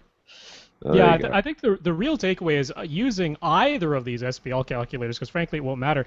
If you say that your target volume is 85 decibels, which really that's what you should put in there. You should say my target volume is 85 decibels. And how far away you're sitting. Realistically, are most people sitting, let's say, 25 feet at the most? Right? Do you know many people who are sitting more than 25 feet away in a regular house? If you're sitting 25 feet away from my speakers, you are almost outside of my garage, I think. There is 2 walls between you and my speakers. You've got bigger problems than that. Yes. The thing is, if you plug that in, if you said I am 25 feet away, but my target is 85 decibels with any speaker, any home theater speaker you might pick up, whatever the sensitivity is, whether you need to worry about doubling the watts because it's 4 ohms or not, you do that, and the value is going to be somewhere between like 10 and 20 watts every time. If that. Sometimes it might be lower than 10 watts. And that is the real world situation. That is how few watts we need. If you're worried about those full reference 105 decibel peaks and thinking, oh, I calculated I need 400 watts to hit 105 decibels, that means I better buy a 400 watt amplifier? No, because a 400 watt amplifier from the likes of Emotiva or ATI or something, that is continuous power. You will have bigger problems than not having enough power if you put 400 watts continuously into your speaker. Yeah, so yeah, it's just not a worry. Yeah, so the takeaway is stop looking at watts. I mean, and I'm not talking about for him specifically. This is not. No, because wanting to understand how to calculate it. Yeah, but it's just a non-issue at this point. It's like worrying about DAX. Does I have one? Yep, we're fine then. That's fine. That's it. All right, Travis D. Or I'm sorry, Mr. DeLorean. Sorry, Travis. Mr. DeLorean. We gotta start. You can't put his name first. You gotta put the Mr. DeLorean and put him in parentheses. Because it was from last week, and last week. Whatever, I don't care. All right, this is the guy with the RELs, the RELs, the T2 subwoofer. This is the one that has the weird high-level inputs, and then whatever. He's also got the Golden Ear Aeon 3 bookshelf speakers, which I assume he loves. We recommend using a regular coax subwoofer cable instead of the speak-on high-level connector. so that he could apply bass management inside his Pioneer AV receiver. Yeah, yes, we're smart. He tried playing with a bass sweep through his Aeon 3 bookshelf speakers with them set to full range. He heard no distortion down to 38 hertz, which is their specified low end extension, and they seem to roll off on their own below that. So we'd like to know if the crossover built into the Aeon 3 speakers will prevent its woofer from playing below its rated extension and protect the driver, allowing him to run them full range. He's asking if that's the case, or should he still set a subwoofer crossover for them inside of his AV receiver? Okay, let's take best case. Best case is there's a high-pass filter, and it's cutting off everything below 38, and they're absolutely flat and linear down to 38. Yeah. Okay. Let's say best case. This is best case. I keep saying base case, which is actually not a bad thing to say. Anyways, best case scenario, and that they're absolutely linear, that it's going to be protected. You can play them as loud as you want. You don't have to worry about that. Let me ask you a question, sir. Do you not want your subwoofer to play those frequencies as well? Is that what you're thinking? You're thinking that your little bookshelves are fine, the 38, so you just want your subwoofer to handle 38 and down. Is that what you're thinking? And did you position your front speakers where the bass sounds the most even and linear throughout your room rather than where they image properly and place sounds correctly? Because that seems kind of unlikely. So when you did your subwoofer crawl, did you put your subwoofer and both of your speakers in that spot? Or did you just put the subwoofer there? And then put the speakers where they sound good in the room? Because frankly, that's really what we're worried about here. That below 80 hertz stuff, we're worried that that's being... Now, if you want to run them full range and do the subwoofer thing, now Rob doesn't agree with this, do the subwoofer's playing both the LFE and getting the stuff from the main speakers. Try it out and see how it works. Generally speaking, what should happen is that your speakers in non-optimal positions are not going to make your bass better than having one, does he have two subs? I thought he had two subs. Does he just have the one? Don't know. I think he just has the one. Well, maybe it might make things a little bit... At least try it out. Okay, this is all best case. Now, worst case is this. They're still trying to make noise lower than 38. You're not hearing it, and you're not hearing that distortion or whatever's going on at when you did your test, but it's still putting energy into the room, and that energy... When you're back at your seat and then the subwoofer's playing and you've got the volume up, louder because you're watching the movie, suddenly is going to start making a difference in your room, and it's not going to be a good one. That's the other side. That's not even really worst case. That's like middle case. Worst case is something catches on fire, or damage your woofer. For me, I just come at it from the side of I would never run my front speakers full range. I don't care if they themselves can play linearly all the way down to below 20 hertz. I don't care if they can. I'm still not going to play them full range because that is not the best position for bass. That's all I care about. I want the best position for bass, and where the front speakers go is not it. So I don't care what the speakers can do. I mean, it's great if they're protected, and it sounds like maybe they are. They probably have a filter on their low end, a high-pass filter, so that, they won't damage themselves. That's likely, golden ear technology, same guys who started Polk and that. So, they know how to build a decent speaker. They know how to protect a speaker. It's probably fine, but philosophically, the way I know how to set up speakers, that's not the way I do it. I would always set a crossover for my front speakers. So to me, it's sort of a moot point what the speakers can do. As long as the speakers can play linearly down to 80 hertz, that's all I care about. So I can cross them over to my subwoofer. Yeah. Yes. So, that said, you can still play with it, Mr. DeLorean. Feel free. Because what do we know? And on that tip, he can play with it a little bit more than most people can. That's right. To Eliezer's comment. Eliezer has commented that he has some experience with REL subs. They actually have two separate volume knobs, so it is possible to connect the dedicated 0.1 LFE subwoofer output and the full range front, left, and right speaker outputs from the AV receiver simultaneously. He suggested it might be worth experimenting with. So you can do the high-level thing that we thought was stupid, and you can run your speaker's full range, which we don't approve of. It's not really true. I don't not approve. Just Rob doesn't approve. I'll say it. Rob doesn't approve. He's feel that judgmentalness coming from down from Canada upon you. Ooh, he's looking at you harshly. He's thinking about saying a harsh word because he's Canadian. He's not gonna, but he's thinking. I would still apologize for it. That's true. So you can run in full range, do the high level stuff, do the LFE stuff. And you can connect it all up however you want, and then change the volumes and do all sorts of fun stuff and see how it works out for you. Let us know how it works. That's great.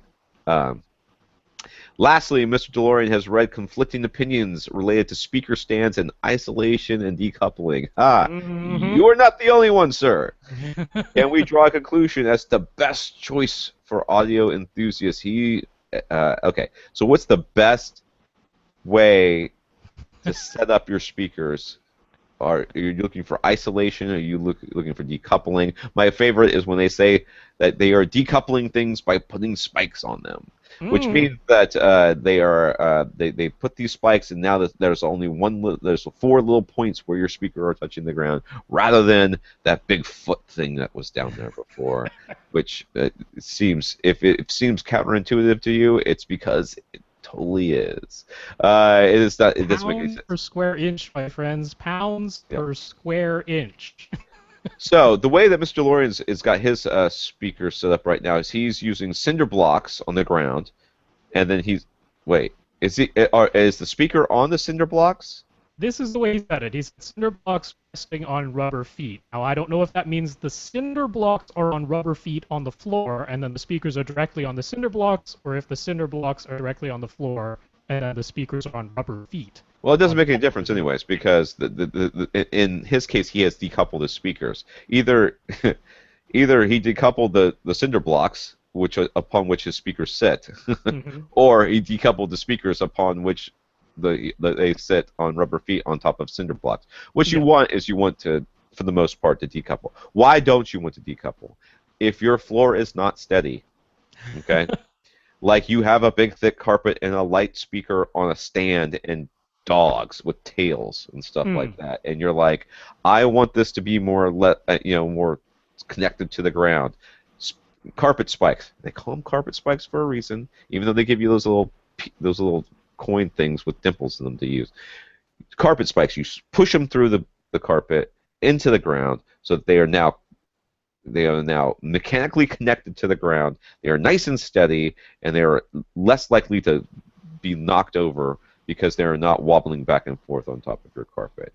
But sonically, if you're worried about sound going through the solids, I mean, sound travels faster and easier through solids than it does through the air. Okay. Faster. Well. Yeah, speed of sound is different through different mediums. It's a denser medium, so it should. Yeah, it should go faster, right? So basically, by having your speaker spiked to the ground, the sound from your speaker will travel through all the solids of the speaker and the stand, down to the ground through the speaker, the carpet spikes, into the ground, across the ground, into your walls and everything else. Okay, for those of you that live in apartments, this is a bad thing. For those of you that have dedicated home theaters, you don't care. So it's sort of up to you, but generally speaking, the conventional wisdom, and I think from a sound isolation standpoint, you want to decouple. That means rubber feet between your speaker and the thing upon which it rests. Yep, I completely agree. I am entirely on the side of damping. I mean, decoupling would be actually like floating it somehow, so it's not physically connected to anything, but damping is certainly the correct word to use with, whatever foam is, or rubber, or something compliant, something squishy. You want it on something squishy. Maglev it. That's right. That would be decoupling. Magleving it, yes. But yeah, so I'm entirely on that side. And you know what? All these conflicting opinions, check out how many of them who are saying, oh, you should bolt your speaker to the speaker stand and then have your speaker stand on spikes so that it's really rock solidly connected to the ground. check out how many of them also suggest filling those very same stands with sand. Okay? Because almost all of them will, and why would you do that? Some of them mistakenly say, well, you just want to make it heavier so that it's even more stable. No, the reason you put sand inside of a speaker stand is so that you stop vibrations. That's why you put sand inside of a speaker stand.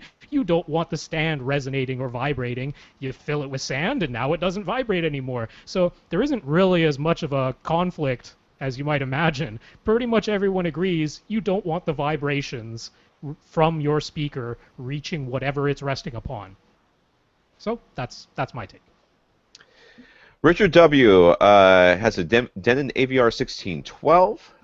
When he runs Audyssey Auto Setup, it reports that surround speakers are wired out of phase. He has thoroughly checked his connections and they are wired correctly. Should he purposely rewire them with reverse polarity, red to black, black to red, just to appease the gods of Audyssey? Or should he ignore Audyssey's warnings? Okay. We were discussing this beforehand, and my first thought was, you have a highly reflective room, sir. That was my first thought. Because if sound's bouncing around your room, it will confuse Audyssey. It will confuse the measurements and make the Audyssey think that you're wired out of phase when you aren't actually wired out of phase. Rob suggested that. A couple of things, but first of all, do you have dipole speakers? Because if you have dipole surround speakers, they are purposely out of phase with themselves. The speaker is out of phase. Yeah. And so Audyssey will report to you that your speaker is out of phase. In which case, ignore Audyssey, because you were expecting that. It's a dipole speaker. Right. Yeah. So, should you purposely rewire them to reverse polarity just to appease Audyssey? Well, we have to figure out what the problem is first. If the problem is that you have a reflective room, well, then you need to fix that. If your problem is that your speakers are dipoles and Audyssey's just like, I don't know what to do with that hot mess, well, then ignore it. Yeah, there's a couple other things. One of them could be, how was your microphone positioned when you did the Audyssey auto setup? Because a lot of people, they take that microphone and they sit it in their seat.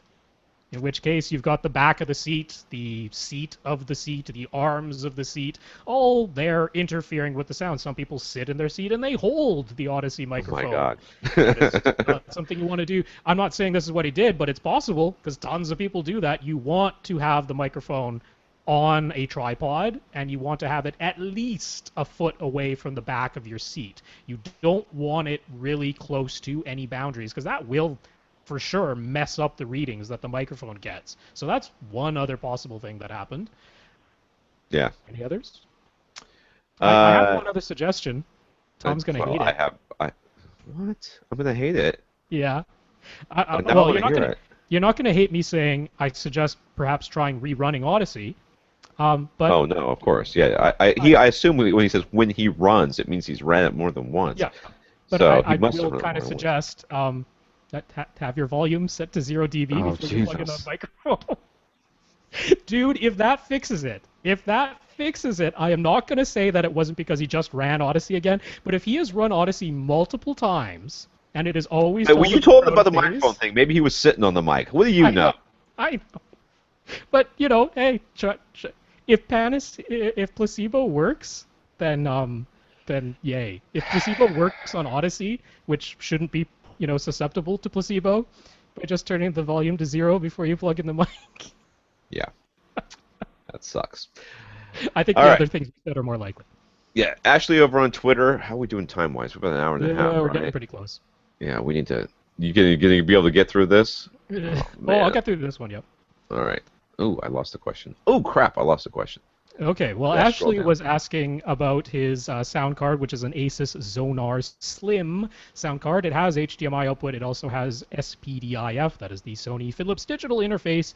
You can use either optical or coax with that connection that it has. Now, he was wondering about these ASIO drivers that come along with it, or you can download them from the Asus website.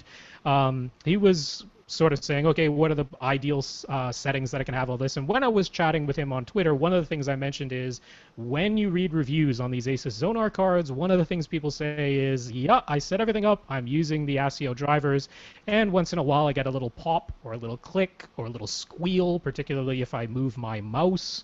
I'll get some weird superfluous little sound coming out of my speakers, and obviously I don't want that there while I'm listening to my music. How do I get rid of the dumb thing? Well, this is a little bit of a problem. Everyone who's been using these cards has been basically waiting for Asus to update the driver to hopefully get rid of these stupid, annoying little things. It is part of their software. That's what's causing the issue. Stuff's getting decoded. It's either getting mixed with other Windows sounds, or it's just some problem with the way that they implemented the driver. It's not quite right, and people are waiting for a fix, and it's probably not going to come because it's an older sound card at this point. And if they haven't updated it by now, they're probably not gonna. But there are a couple of things you can try. The first one is go to your control panel, sound, or right-click on your little volume thing in your system tray, and there will be a tab in there called Sounds. And that's where all of the things for the Windows sounds, like if you ever wanted to change what your little alert sounds and bings and bongs and button clicks and stuff, you want to change those sounds, you do that in that Sounds tab. One of the options in the pull-down menu is No Sounds. Set it to that. If you can get rid of all those stupid little Windows clicks and dings and stuff like that, it will at least eliminate the pops and clicks that happen whenever Windows is trying to make a sound and the ASIO driver is overriding it and the sound from whatever software you're listening to is going directly through the sound card. All of those little Windows sounds are still trying to happen, and a lot of times the clicks, especially the mouse squeal thing, happens when you have that set. So if you set that to no sounds, that sometimes works. The other thing is inside of the Asus software, there are options for setting delays, for setting basically a buffer for the sounds. If you maximize that buffer to as high as it will go, that tends to be about as good as you can get with those particular drivers. Other than that, it's getting yourself a player that can use Wasapi, W-A-S-A-P-I. That is where the software bypasses everything and sends the signal itself to the hardware. So if you want to upgrade your player, that will work. The other suggestions might improve things, maybe not eliminate them. That's all I got. All right, good. It's good.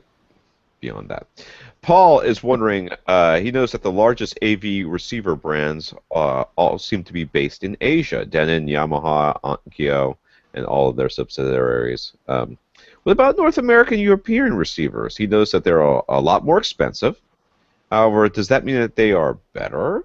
Are they rarely mentioned because they take up such a small piece of the receiver market? You know, most American European companies upgrade their products every few years, unlike the Asian receivers that are upgraded every year, or sometimes more than once a year. Also, who are buying these receivers? Who are these buyers?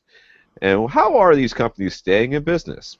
Well, when you sell a product that is 4 years old for 5 times what the current things are going for, your markup is pretty freaking sweet, dude. You don't have to sell that many of them. So I was like, American receiver brands, I couldn't think of any except for Emotiva, and that's sort of a stretch. But there must be some, right? Sherwood, well, I guess they're now, they're gone. They're part of D&M. Yeah. So that's the same as Denon and Marantz. Anthem. Anthem, would be are they U.S.? American one, yep. I know they're U.S. There you go. See, I learned something. NAD.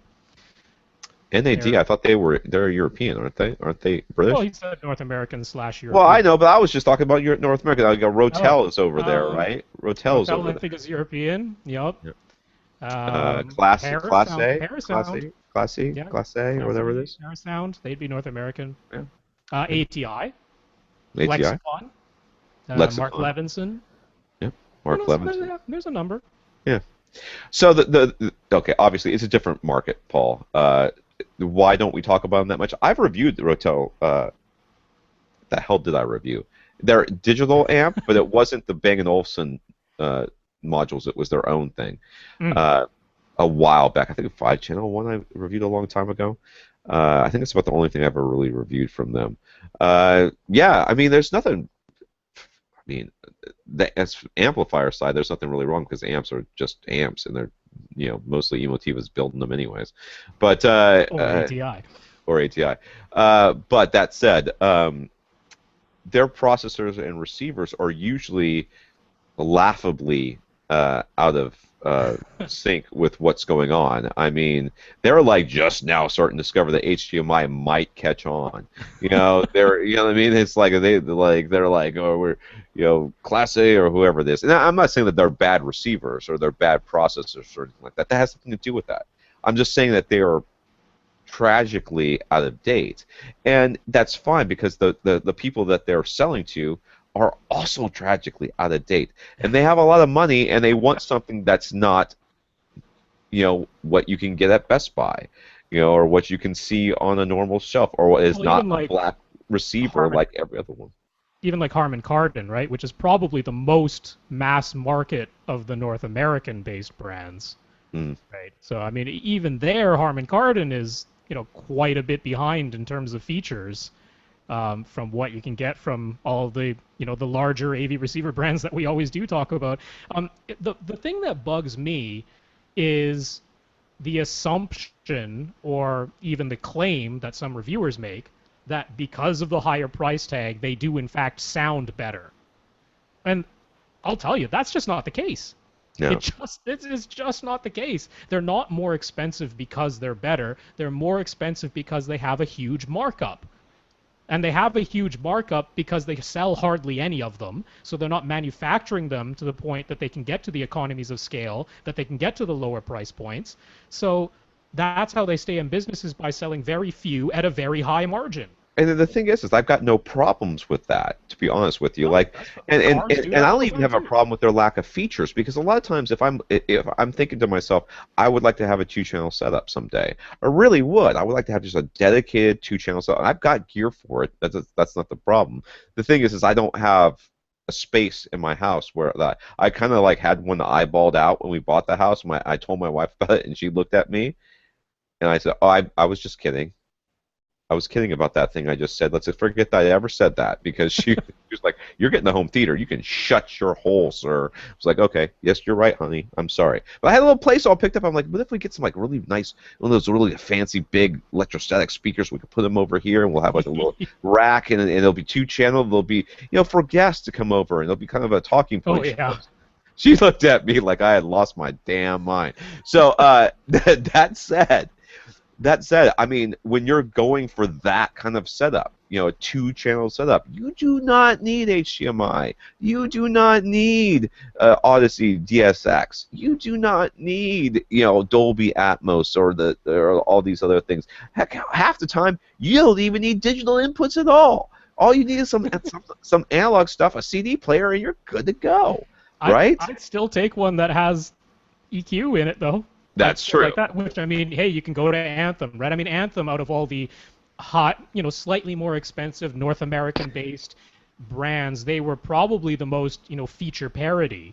However, they got a lot of flack in some of the, you know, really high-end review things because they're too cheap. Oh, they're too mass market, you know, so they don't sound as good. I mean, just the claim, oh, they just don't sound as good out of hand. Like, come on. Yes, they do. Anthem sounds great. Guess what? Yeah. So does Denon.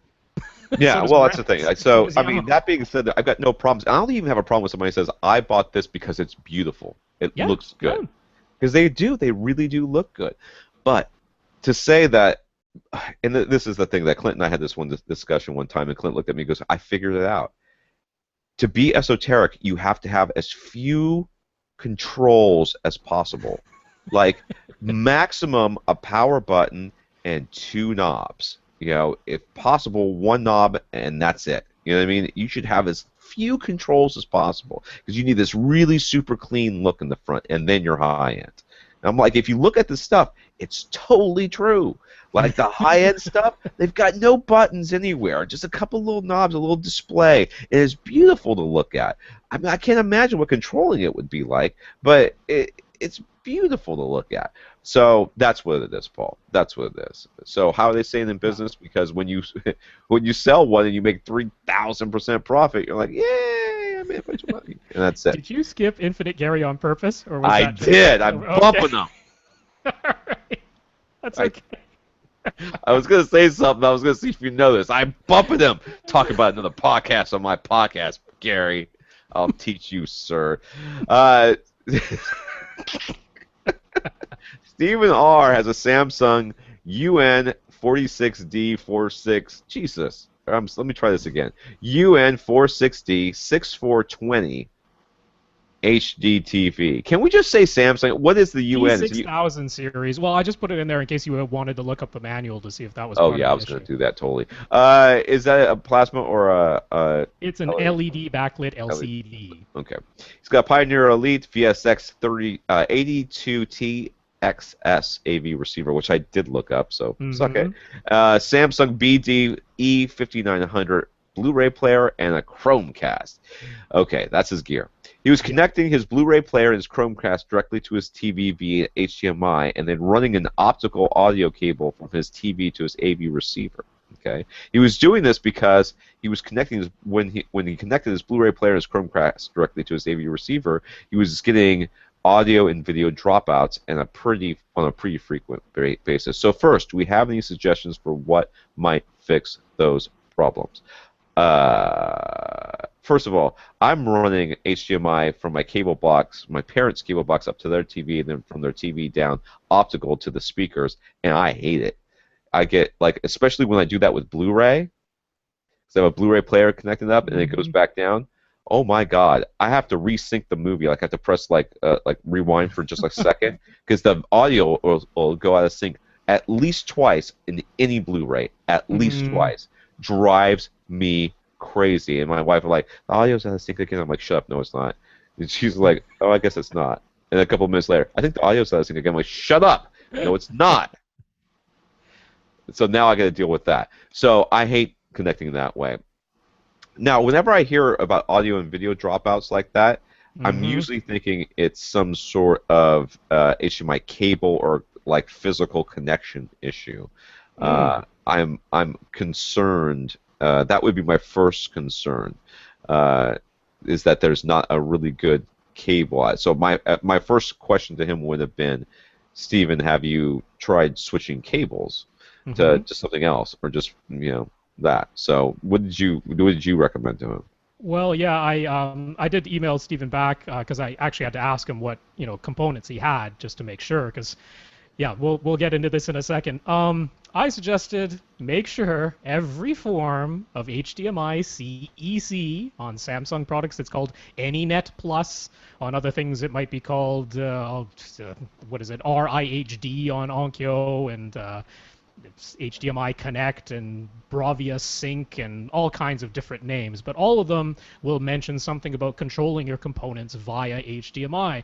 Turn all of that off. Samsung also has a hideous thing that they call BDYs built into their Blu-ray players that is meant to work specifically with your Samsung TV, where you turn it on and the two of them try to connect to each other and says, here's what resolutions I support and here's what frame rate I support, and it's all supposed to set that up for you, and it takes like a minute to do it, and it syncs the signal a bunch of times in between. It's just a nightmare. Why not just set your output on your BD player and leave it alone?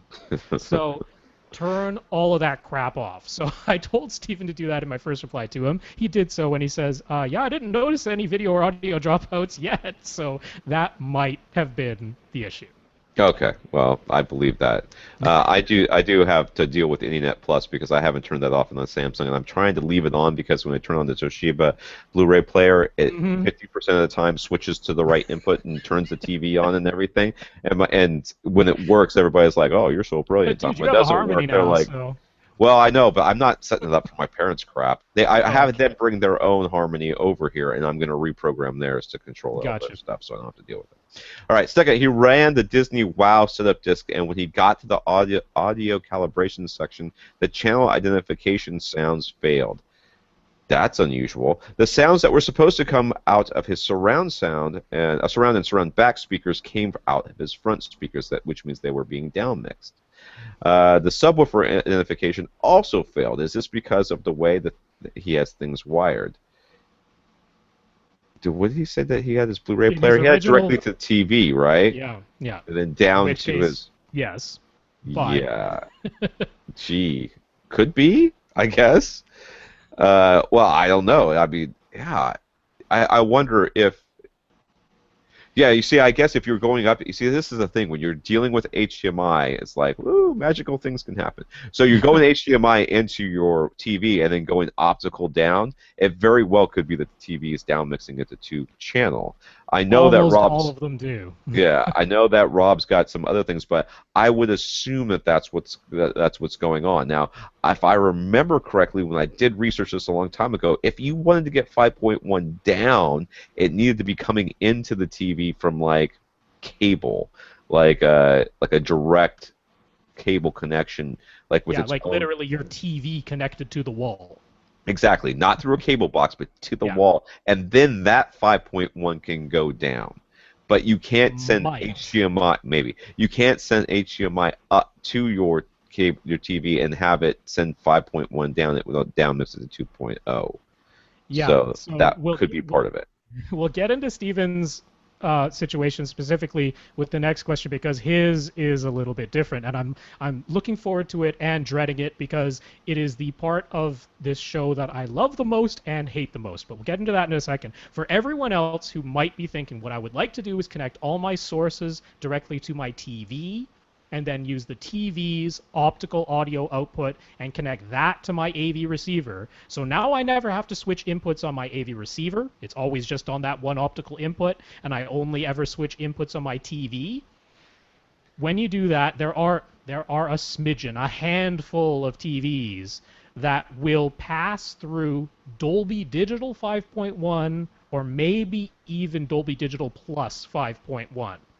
But I have never seen a TV with an optical audio output that will pass through DTS, and optical is incapable of passing through Dolby True HD or DTS HD Master Audio or uncompressed 5.1 or 7.1 LPCM from a Blu-ray. So that is not the way to connect your devices, if there's any way to avoid it. I mean, he was saying the reason he did it is because he was getting those video and audio dropouts. That wasn't his first choice, so I get that. But, you know, some folks are saying, I would rather just connect it that way because in my head it's easier for me to switch inputs on my TV than on my AV receiver. You don't want to do that because when you do it that way... dude. Yeah, almost every TV out there will down mix that optical audio output to just 2-channel PCM. That's almost what comes out of every single one of them. So it's not the way to do it. But let's go on to his specific situation. All right, I missed part of that question, that statement. He's been using Dolby Pro Logic 2X listening mode because that's the only mode that's made sound come out of all 7 speakers. Well, that makes sense because he's now getting 2.0, so he needs to spread it, and the Dolby Pro Logic will do that. Okay, third question. He did try connecting his Blu-ray player to his AV receiver using HDMI, but the channel identification test still failed with all of the surround channels being played by the front speakers instead. He cycled through all of the available listening modes, and none of them worked. Could it just be a problem with this AV receiver? It was at this point that I thought Stephen was an idiot a little bit. Okay, so I'm wrong. I'm going to say that I'm wrong. I think I'm wrong now because Rob and I talked about it before, but I thought Stephen has turned off in his settings somehow all of his surround speakers and his center channel, and he's just set his receiver so that he only has a front left and front right, and everything's set to off. But that would be like, dude, seriously, check your speaker settings and make sure everything's turned on, right? But Rob has identified a much more nefarious problem here. Oh my goodness! So Stephen, I hate to break it to you, you're a little bit screwed. If what you wanted, not in a good way either. No, if what you wanted was to hear 7.1 audio from your Blu-rays. Now, let's start with the Disney Wow disc that he's using. It has on it DTS HD Master Audio in 7.1. It also has the same tests in 5.1 and 2.0. So, I mean, those are all on there, but it's all DTS HD Master Audio. That's what we're beginning with, and it does have a dedicated 7.1 soundtrack to do these channel identification tests, where it plays a voice out of each speaker separately. Okay, so that's the disc. Now, let's go to his Blu-ray player. This is the thing where I love it as a question for this podcast because try and Google this information. You wouldn't even know what to type in there to figure this out. Try to go to a forum and people are just going to yell at you and call you stupid or give you an answer you don't understand. So this is what we're here for. This is why AV Rant exists, is for questions like this. But I hate it. I hate it because the CE industry, the consumer electronics industry, is so stupid that they created a situation like this. That Samsung created a player like the BDE 5900 because I read its manual. And here's what the situation is. If you're playing DTS HD Master Audio or Dolby True HD, our lovely lossless audio formats, it will allow you to send the bit stream, so it doesn't decode it, doesn't touch that audio, it will allow you to send the bit stream of that audio out of the HDMI output. It will do that. That only works if your AV receiver has Dolby True HD and DTS HD Master Audio decoders built into it. Stephan's does not. It's an older receiver. It's a good receiver. It was a high-end receiver when he bought it, but it does not have those decoding formats built in because it's older. It just didn't have them. So normally, what would we expect? We would expect that any Blu-ray player would decode itself, Dolby True HD, or DTS HD Master Audio, and then send out a lovely 7.1 LPCM. That's a completely uncompressed, that is the decoded format. That's what we would expect to send out of its HDMI output. That's what your PlayStation 3 will do. That's what your Oppo Blu-ray player will do. That's what many Blu-ray players will do.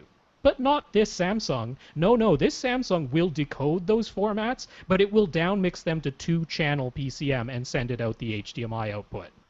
That's what that Blu-ray player will do. It's right in the manual. Now, would the average person reading that know how to read their stupid chart that they put it in and figure that out? Probably not, because it's a dumb, confusing chart. But that is the situation. And that's why, even when he's playing this Disney WoW disc on his Samsung Blu-ray player and connecting it via HDMI directly to his Pioneer receiver, and he knows to set the output to PCM, because his Pioneer receiver doesn't have Dolby True HD or DTS HD Master Audio decoders built in, all it's sending is 2 channels. It's a fail on the part of his Blu-ray player. So that's that side, and that's why things are mixing up that way. Now, his AV receiver. His AV receiver is old enough that it does have HDMI inputs, but it came out before Blu-ray or HD DVD even existed. It mentions them as upcoming formats in its manual, but they weren't even on the market yet. And there were, oh, Lord help us, thank you, CE industry, a handful of AV receivers that came out that had HDMI inputs. But as far as audio goes, they only worked exactly like your optical or your coax digital audio input. They could accept 2-channel PCM, regular Dolby Digital, and regular DTS. They could not accept 7.1 LPCM audio, which was the plan for HD DVD and Blu-ray, but those receivers couldn't do it. And Stephan, guess what kind of HDMI implementation you have?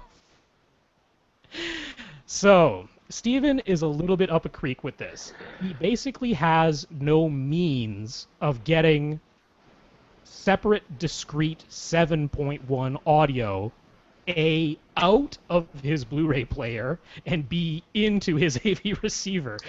So the solutions are this. One, you can upgrade your AV receiver. It might just be time to do that if this is what you want. You can upgrade it, make sure it has Dolby True HD and DTS HD Master Audio decoders built in. Almost all of the current ones do. You kind of have to look for one that doesn't. Your Samsung Blu-ray player that you already have will output those bit streams. Then you'd be good to go.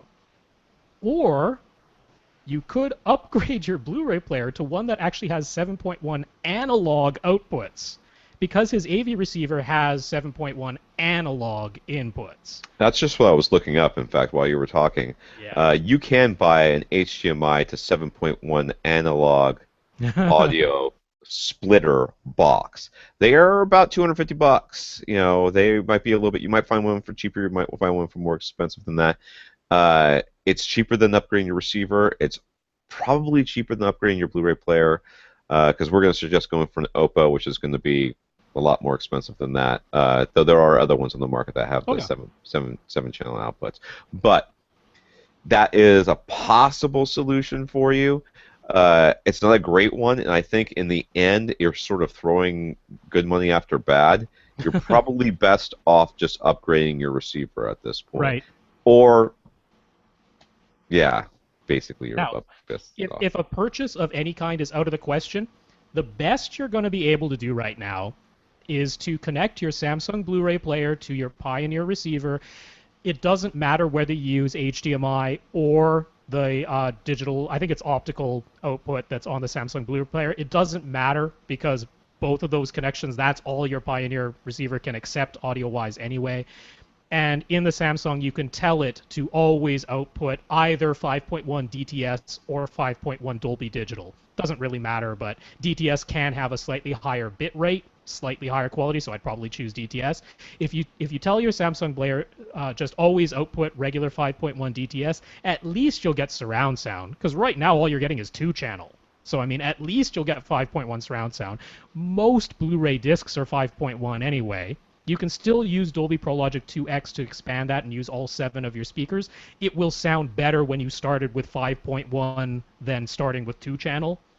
But as far as getting that channel identification test to work, where it discretely identifies all 7 of your speakers, not going to happen with your current setup, I'm afraid. that's just where you are. So, yeah, I love this as a question. I love answering it because, man, do you have to sort through stuff? But I hate that this is even possible in the CE world. Because how are regular people... We're all going to be dealing with this again in about 3 years, 5 years from now when we start talking about, hey, I've got this older receiver and it's got HDMI 2.0, but it's not working with my new, Crystal Ultra Blu-ray player thingy.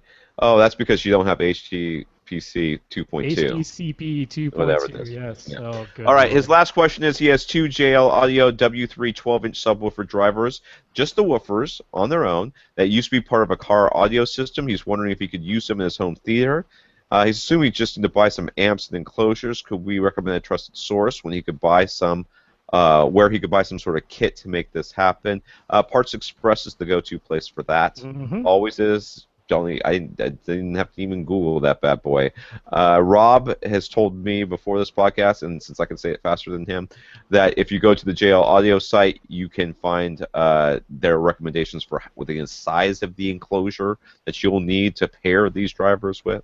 So go to JL Audio, or just call JL Audio and say, this is what I've got. These are the model numbers.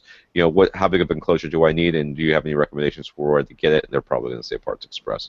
Lastly, Stephen M. This is a different Stephen. He spells his name differently, too. Stephen M. wants to know, he lives in Australia. He already owns 2 SVS SB13 Plus subwoofers. Those are discontinued models, but he owns them. He likes them so much that he's wondering if SVS Ultra series speakers offer the same sort of value. He's currently using B&W 683 speakers, and he liked clearer mids and crisper sparkling highs. SVS is free 2-way shipping. Doesn't apply, of course, in Australia. He wants to know if SVS speakers would be a good purchase for him and give him what he's hoping for. They might. They very well may. I will never ever recommend that you buy them. It's just too much of a risk. It honestly is. Importing them into Australia, I know how much of a nightmare that can be. I know how bad that can be. So importing them into Australia is not something I would recommend at any given time. Yeah, as people have mentioned, SVS does seem to be partnering up with a number of physical retailers in Australia. If you're able to find one of those and hear the speakers in that setup, that would be a great way. But yeah, I can't guarantee either that you're just going to absolutely love the SVS Ultra speakers more than your B&W 683s. Australia's got lots of good audio shops. There are lots of brands available for you to listen to there. I wish I could say, yep, you'll be 100% happy with them, but it's unlike their subwoofers. I can't really say just buy it. Sound unheard. It's not as clear cut when it comes to their speakers as it does with their subwoofers. So sorry for that news. All right. Lastly, Infinite Gary's recommends listening to acousticfields.com. It's they have Google Hangout podcasts, and it's